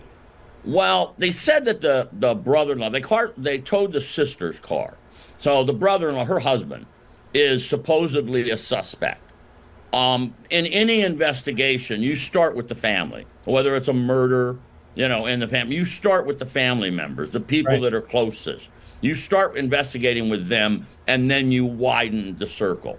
Every investigation, you draw a circle, and you put all the information in there, and you start pulling out what's not factual. It's typical that somebody, I don't know why they would say that the brother-in-law is a suspect. Yeah, I thought that's it was a little weird. Well. And it's weird that they released the house so early and they keep going back to it. Mm-hmm. They've gone back 4 times, 5 times. They went back and got something off the roof. I agree, Blondie. And the only thing that could be, not the only thing, but the most likely thing is that some sort of a listening device so that they would know what was going on inside the house. They had to have the house figured out. And the back door, like I say, was wide open. There didn't seem to be any damage. There was forced entry, they said, to the house. Now, the forced entry could be a red herring. If the back door was wide open, it's just so much of this does not make sense in the normal run of a kidnapping. Logan, your 40 years of experience, how does this end? With her medical problems, it's really dangerous. And the longer that it goes, and she doesn't have her medication and the pacemaker stopped. How are they keeping her alive? Now, that could be, unfortunately, that could be a reason why there is no proof of life. They're trying to get the money if something happened to Nancy. And they're still trying to get the money. The easiest thing would be show proof of life, make arrangements for the money, but they should have a plan already. Like I said yesterday, they should have a plan of how they're going to deliver the money.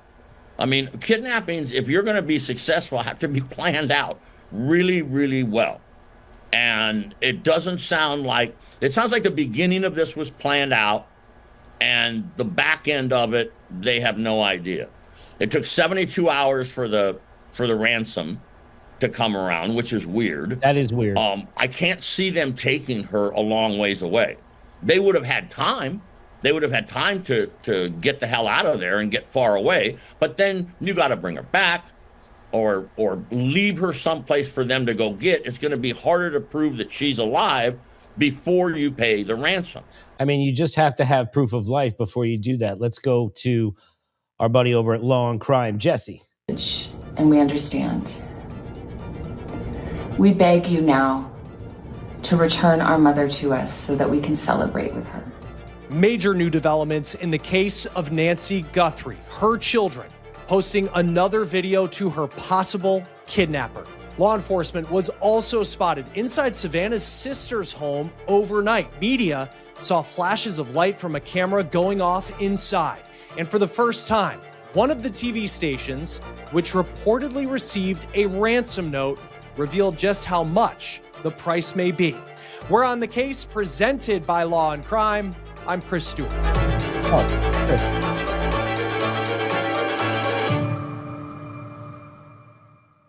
All right, let's get to these major new developments in the case of Nancy Guthrie. So it appears, based on a video posted to Savannah Guthrie's social media overnight, Shout out that to the Law and family Crime. has decided to pay the millions of dollars that kidnappers reportedly requested in an alleged ransom note. Here is that video. We received your message and we understand. We beg you now to return our mother to us so that we can celebrate with her.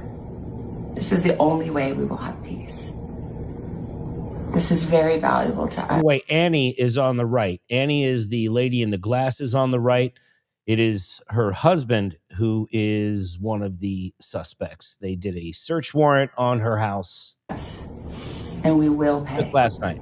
And you look at that video and you can just see how exhausted the Guthrie family looks. Obviously understandable with everything that they have been going through for now more than a week since Nancy Guthrie was allegedly taken from her house in the middle of the night near Tucson, Arizona on February 1st. So now I want to talk about what we have learned about these alleged ransom notes. And it does appear that law enforcement and certainly the Guthrie family, that they are taking these ransom demands very seriously. Now, we have not seen those notes, but we've learned pieces of information as this story has developed over the past week. According to the FBI, the notes had two deadlines. One was for Thursday last week. The second one is for about 24 hours from now, which would be Monday. I'll have more on when on Monday those notes may be demanding the ransom money. Now, the first of the alleged ransom notes that were... The first thing that came into my head when they were looking at the son-in-law was some kind of gambling or perhaps drug debt, right? Sent out. There were notes that were sent out early last week to... But they had so much knowledge of the house and the cameras and... At least two television stations in Tucson and to TMZ. Then you had a second ransom note that was sent to one local television station in Tucson, and that went out on Friday of last week. But let's talk about the first ransom note that was sent to TMZ, because TMZ has been somewhat public with what the note entailed, even though they did say that the FBI has asked them not to share certain amounts of information. They say that the note demanded a large amount of money to be paid in Bitcoin sent to a Bitcoin wallet.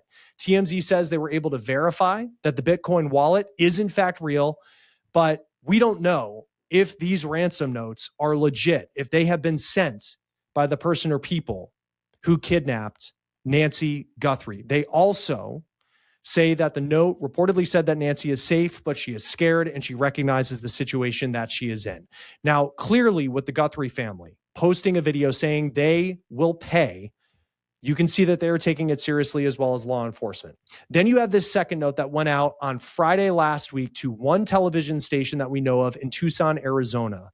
And this was after the first deadline passed. The second note reportedly said that there would be no negotiating and then demanded that amount of money in Bitcoin. It is unclear, and it's important to talk about this, that the video, frankly, videos that we have seen from the Guthrie family where they have talked to someone who allegedly kidnapped their mom and they have talked about the ransom demands, it's unclear if they are responding specifically to the ransom notes that the media outlets say that they have received.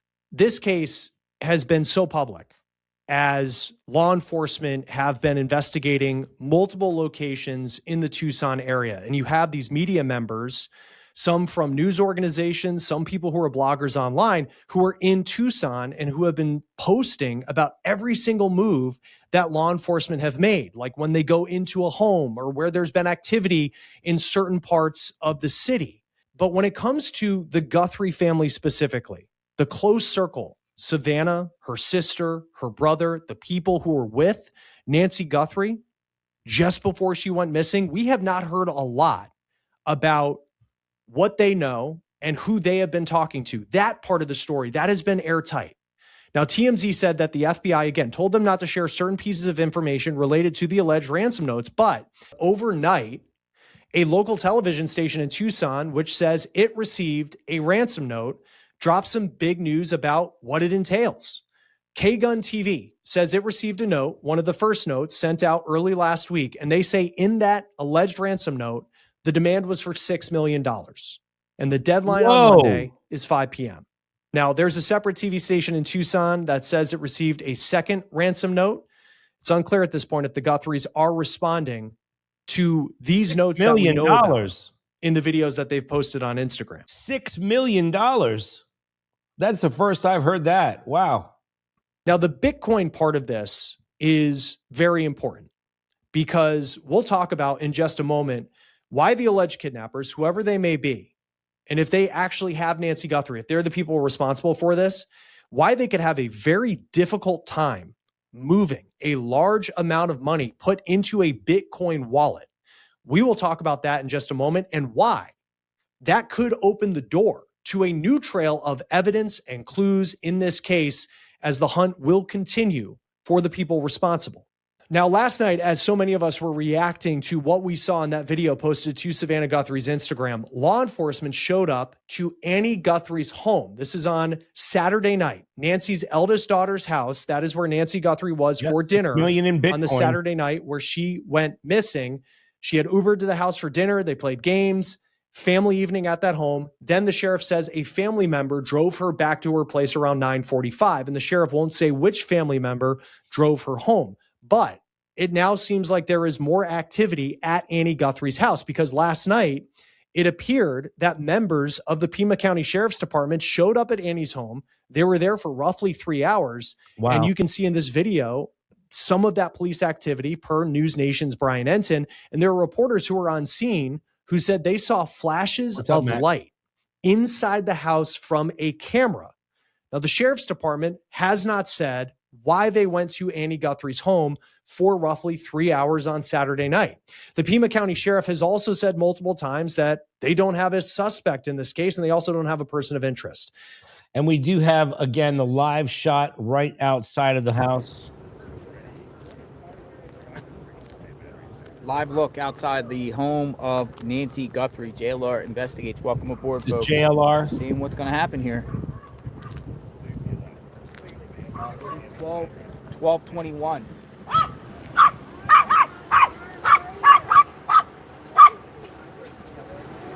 The little yapper barking in the background. The dog knows. The dog saying that the dog knows where she is and who did it. That's what the dog just said.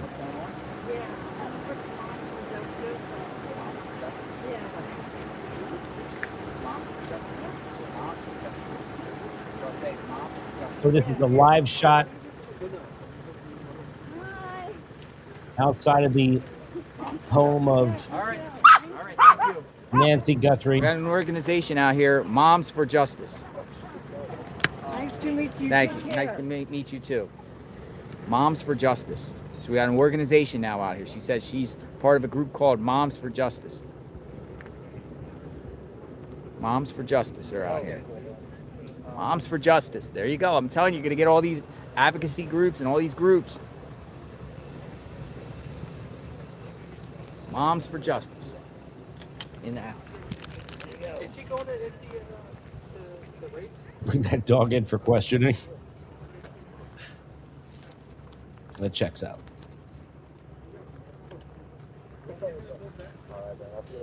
Advocacy group there called Moms for Justice.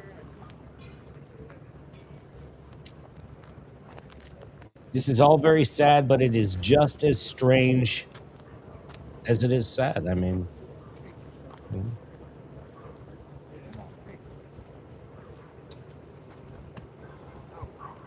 well, if they don't think there's a body, they wouldn't have the Pima down County the deputies. drugs. So they're still going off she's alive. At least that's everybody's hope. I don't see this ending well, unfortunately. I wish I could say that I felt differently, but I don't. Put a 1 in the chat if you think she is still alive. Put a 2 in the chat if you think she is gone, guys. Let's hear what you guys think. And let's get back over here. Now, there is a lot of federal help in this case. The FBI is putting a lot of resources into this case. President Trump has been involved. He obviously knows Savannah Guthrie from her covering him from his time in politics. And President Trump over the weekend was asked on Air Force One about the case. And he said, quote, "I think we're doing very well on everything. You're probably surprised to hear that. We have some clues that are very strong, and I think we could have some answers coming up very soon." Trump made that statement before the Guthrie family posted that most recent video to Instagram saying they will pay. The Pima County Sheriff, Chris Nanos, he's certainly been under a lot of pressure. And he's been under the microscope sad. as this case is played out in his jurisdiction, and he's been criticized plenty. But an interesting development that came in last night was he was spotted at a University of Arizona basketball game. This is according to Fox News. He was at that game around the same time that his deputies were at Annie Guthrie's house. Joining us now to talk more about where the case stands at this point is missing persons private investigator Steve Fisher. Always great to have you on Law and Crime. What do you make when you watch this video? I mean, certainly a huge development, but this video with the Guthrie kids, you know, Savannah, her brother, her sister, saying that they are going to pay. The way that they talked, what stood out to you? It's a tough one to read. I'll be honest with you. I know everybody's. And that was Annie, the sister on the right in the glasses. That is the sister whose home was searched. Saying that they feel that this made it feel as though she's no longer alive. I can kind of see an angle where it seems like they're speaking to a party of one. It seems like they are answering or responding to whatever was in that communication. And I have a feeling that that may be a new communication, not necessarily the third one that we know about. There might be another one that they received where is the directly. not the brother, the son-in-law? Because when she says we've received, where's the son-in-law? Your communication was, and we understand. I know a lot of people are inferring that they understand. Okay, something may have happened to the mom. It could be they understand the demands and how to complete that, and it sounds like it could even be a situation where there's going to be some trust put in there where maybe she's returned and then a ransom is paid, and then with the threat of if it's not paid, then people will suffer great consequences. I mean, there's 100 different ways you could read that thing. I understand why a lot of people think that it means that something happened to Nancy, but I don't know. I don't know if I've lost full hope in that. Yeah, and it seems like, and again, like body language is very difficult to read because it can, you can put it in whatever box you want and say, if anybody's been on social media for the last week, everybody's trying to read into every single word that they've said. And now there are certain words I've seen people say, where it's like, oh, did the FBI write this? And are there certain like little code words, messages?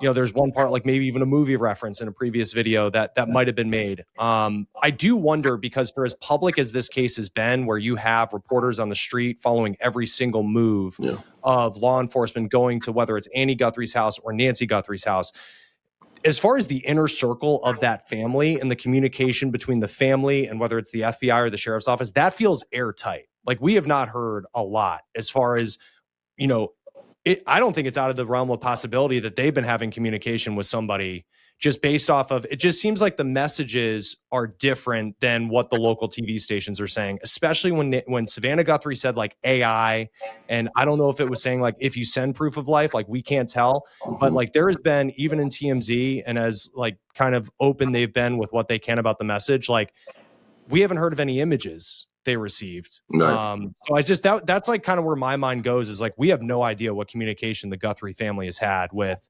kidnappers, but also even their communication with law enforcement. Or even their communication with Nancy. I mean, in order for them to get proof of life in this age of AI,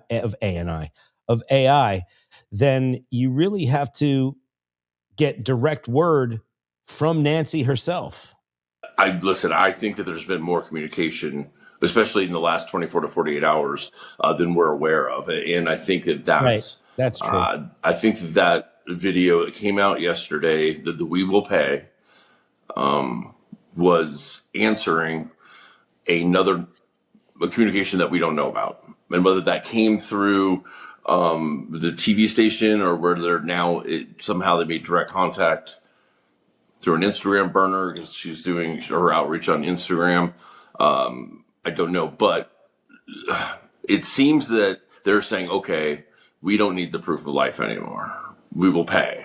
And we just want this to end. And like to your point where everybody is critiquing every piece of body language. I mean,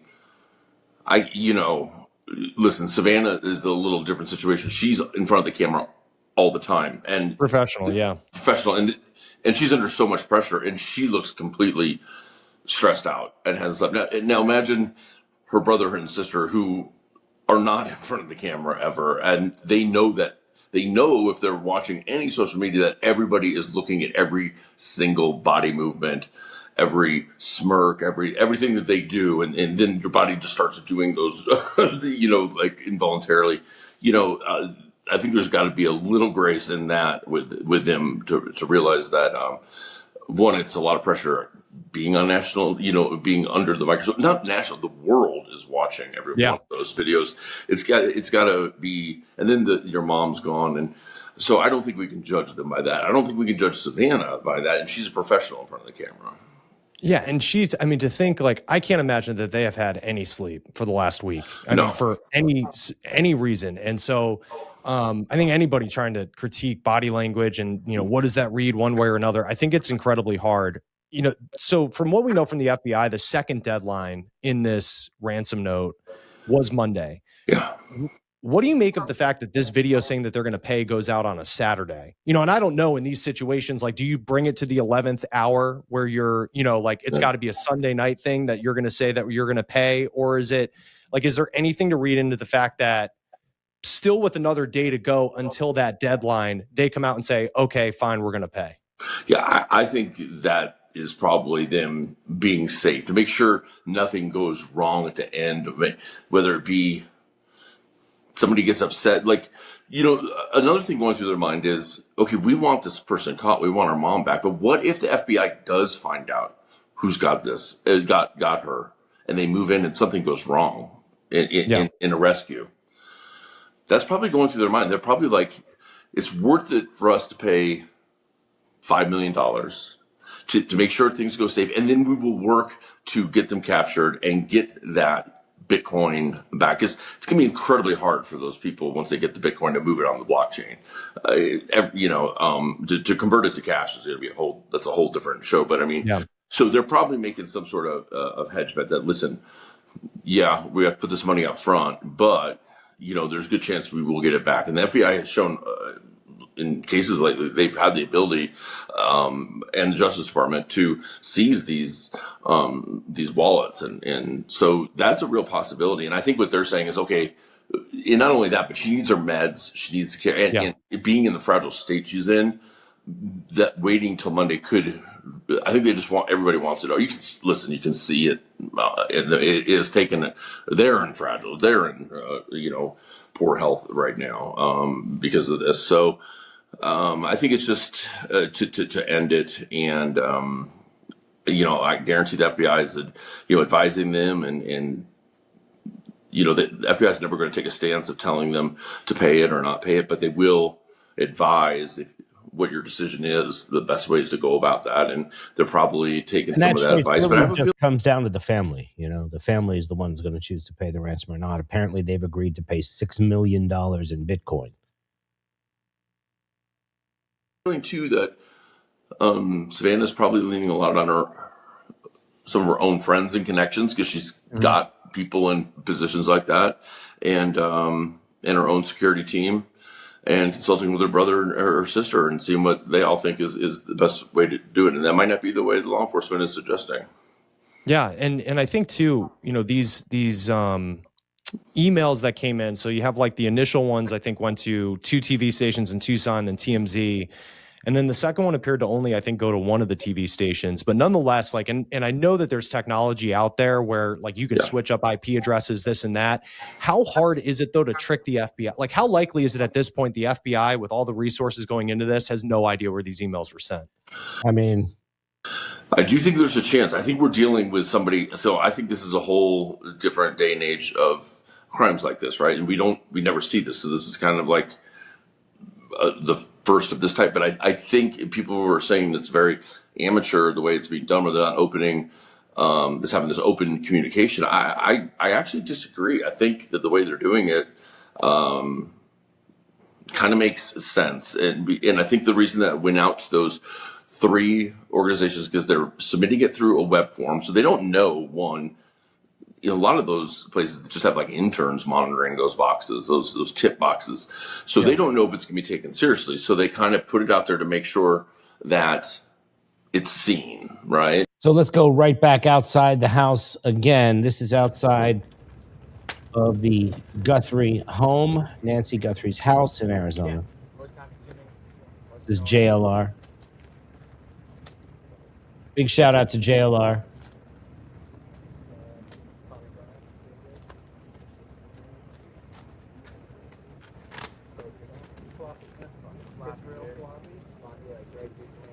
I'm going to push this forward a little bit. Outside the home. If anything comes here, they stop by, authorities, any more searches, anybody stops by, we'll see firsthand what is going on. KTLA's back. Different media outlets are arriving. Oh, KTLA has arrived. That's interesting.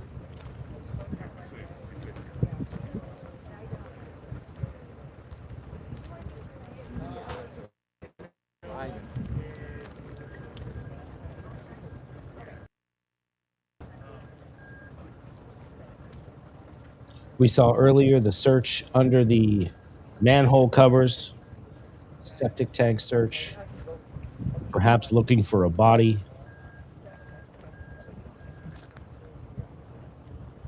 Hit the like button for me, guys. Subscribe to the channel.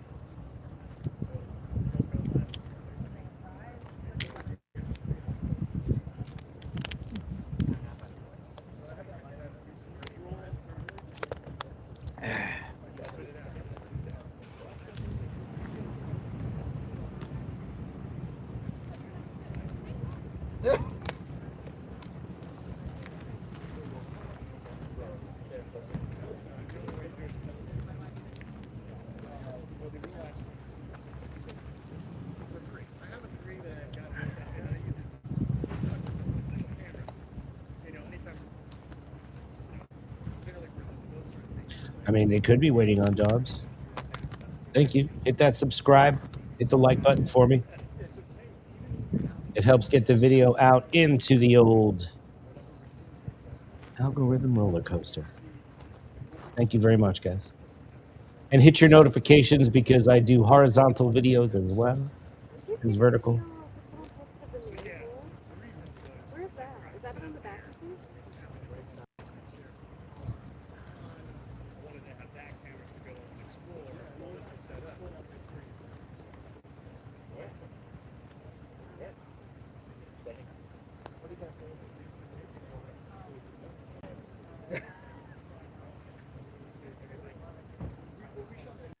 And this is live from outside of Nancy Guthrie's home.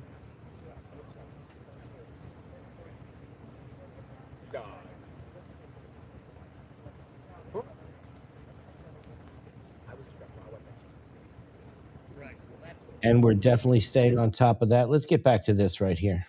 Without getting caught, because then now how do you return her? I know you can just dump her somewhere, but that's a tough thing to do because there's just surveillance everywhere. Even if 20 miles, you can time how long it would take a vehicle to get to this part of the desert. And, we saw the car there and there, it's just, and you got the FBI, you don't got just the FBI. I guarantee you got Secret Service, you got Homeland Security, but you got Border Patrol. Yeah. I mean, everybody's working this case. And so I don't see them getting away with it. I think once she is back in whatever form that is, whether alive or not, then this person is going to be under an incredible amount of pressure. We think the Guthries are under a lot of pressure. Just wait till she's back, and then you see going after this, whoever's behind this.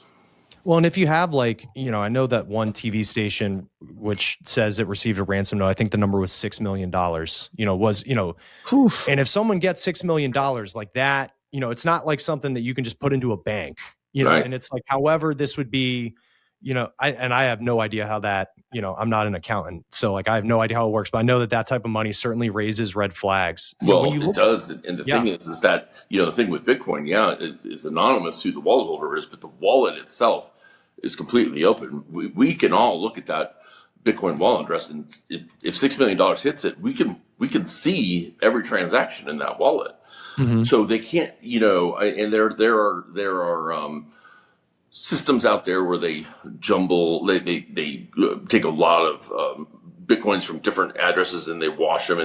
But listen, they've gotten very good at the Department of Justice, FBI, Treasury has gotten very good at cracking these things. And we've seen, some high profile cases in the last year involving Bitcoin that have been seized. And so they're going to have a huge problem converting that. You might have 6 million in Bitcoin, but I wouldn't be surprised if that gets back to, if it gets back to the family at some point in the future, because it's going to be incredibly hard to liquidate that. Right. And I think too, with the FBI, they probably do not make deals with people. I know it's up to the family. That's a pretty big number to decide whether or not you want to pay a ransom. But, for the FBI, they're not going to stop looking for this person, even if we get a happy ending of Nancy Guthrie being able to get back to her family as a result of that being paid. There's that part of it playing out and trying to figure out with the ransom note, and then now with the videos that have been put out on Savannah's Instagram, in that part of the investigation. But then it's an odd situation to see, and I'm all for media access, don't get me wrong, but it's like every single moment a deputy or agent shows up to Nancy Guthrie's house or Annie Guthrie's house or a Circle K gas station somewhere, we know about it because there's so many people on the ground in Tucson giving the play-by-play. And last night we see deputies, it appears, show up to Annie Guthrie's house. They're there for a couple of hours, and we see light flashes. Okay. This is right after the video was posted of the Guthrie children saying that they're going to pay. It's hard to say, what do you make of that? Because it's like, we have no idea. It could be nothing, could be something, but typically what's playing out when you see that going on inside of a home? Well, a couple of things on that.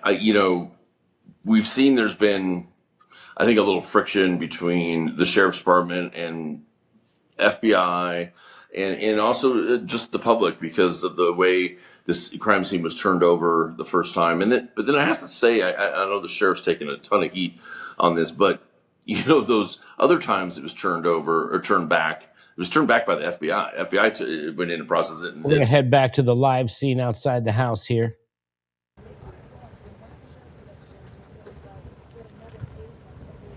It's just something about being a neighbor.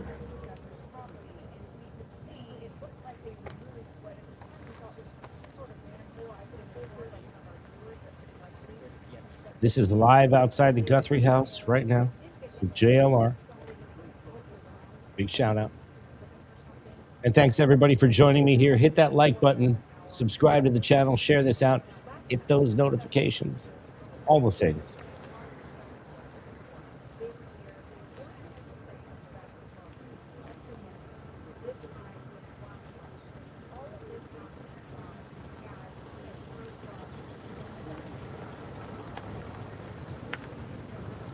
This live stream has over 80,000 views so far. Thank you very much for joining me here today. I appreciate you.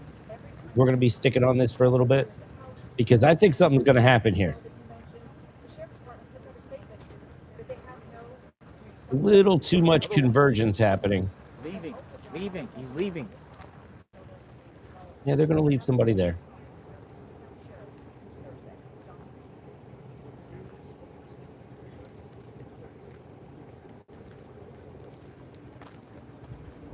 Oh, they gave themselves the dap. A pound. They pounded each other.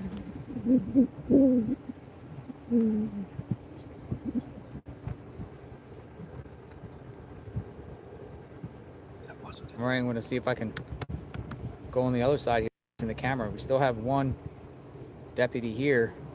One left.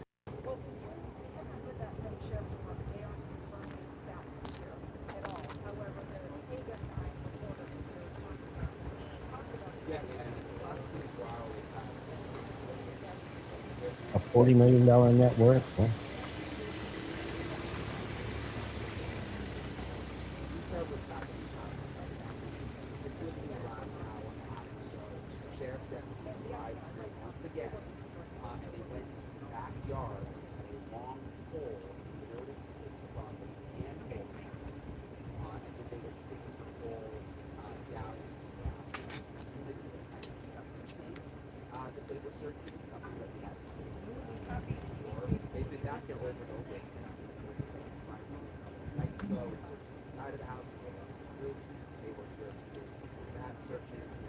So we're live outside the Guthrie home.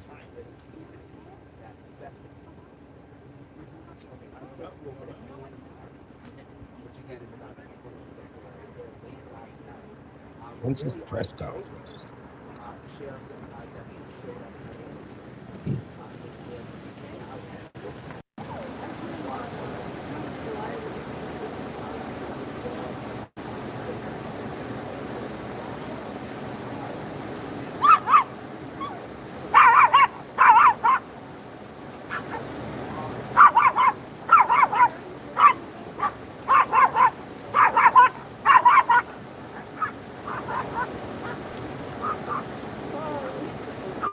Well, they gotta eat.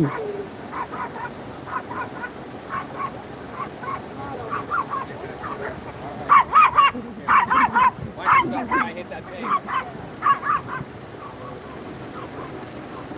Dog's going wild. You hear the dog? Can we hear the dog? Yes. There's a dog in there. Hit the like button for me, guys. Moms for Justice. Moms for Justice. She said she was trying to go live. She couldn't go live.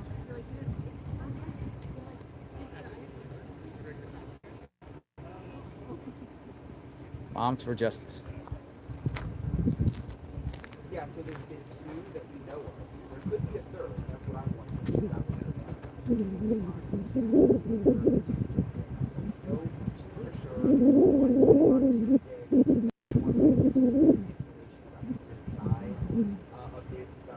Yeah, it's probably not 40 million.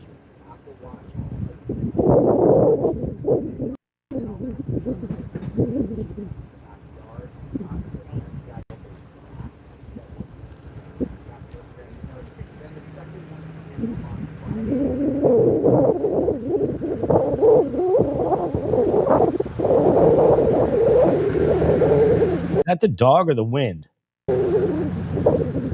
Both.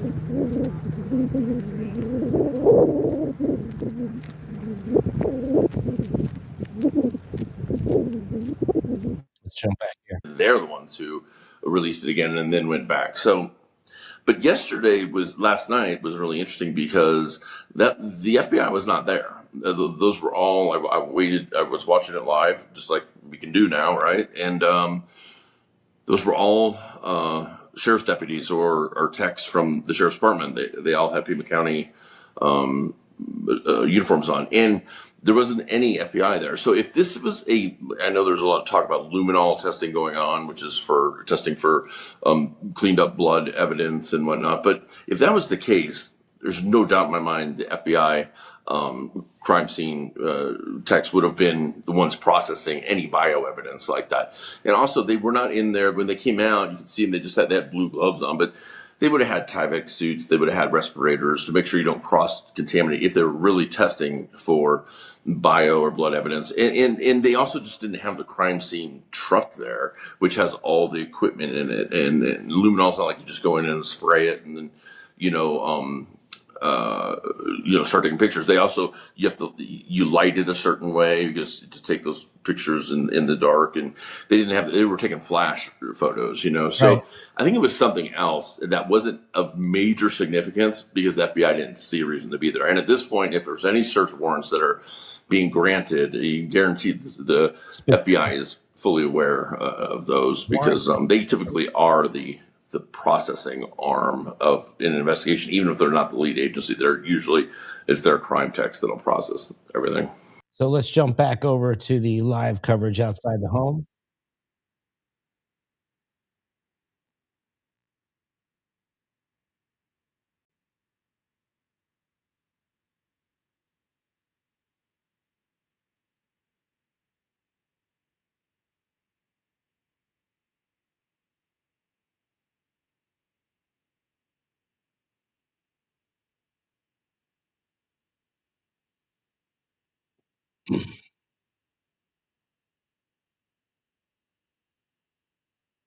Oh, there we go. Looks like there's just a holding pattern here.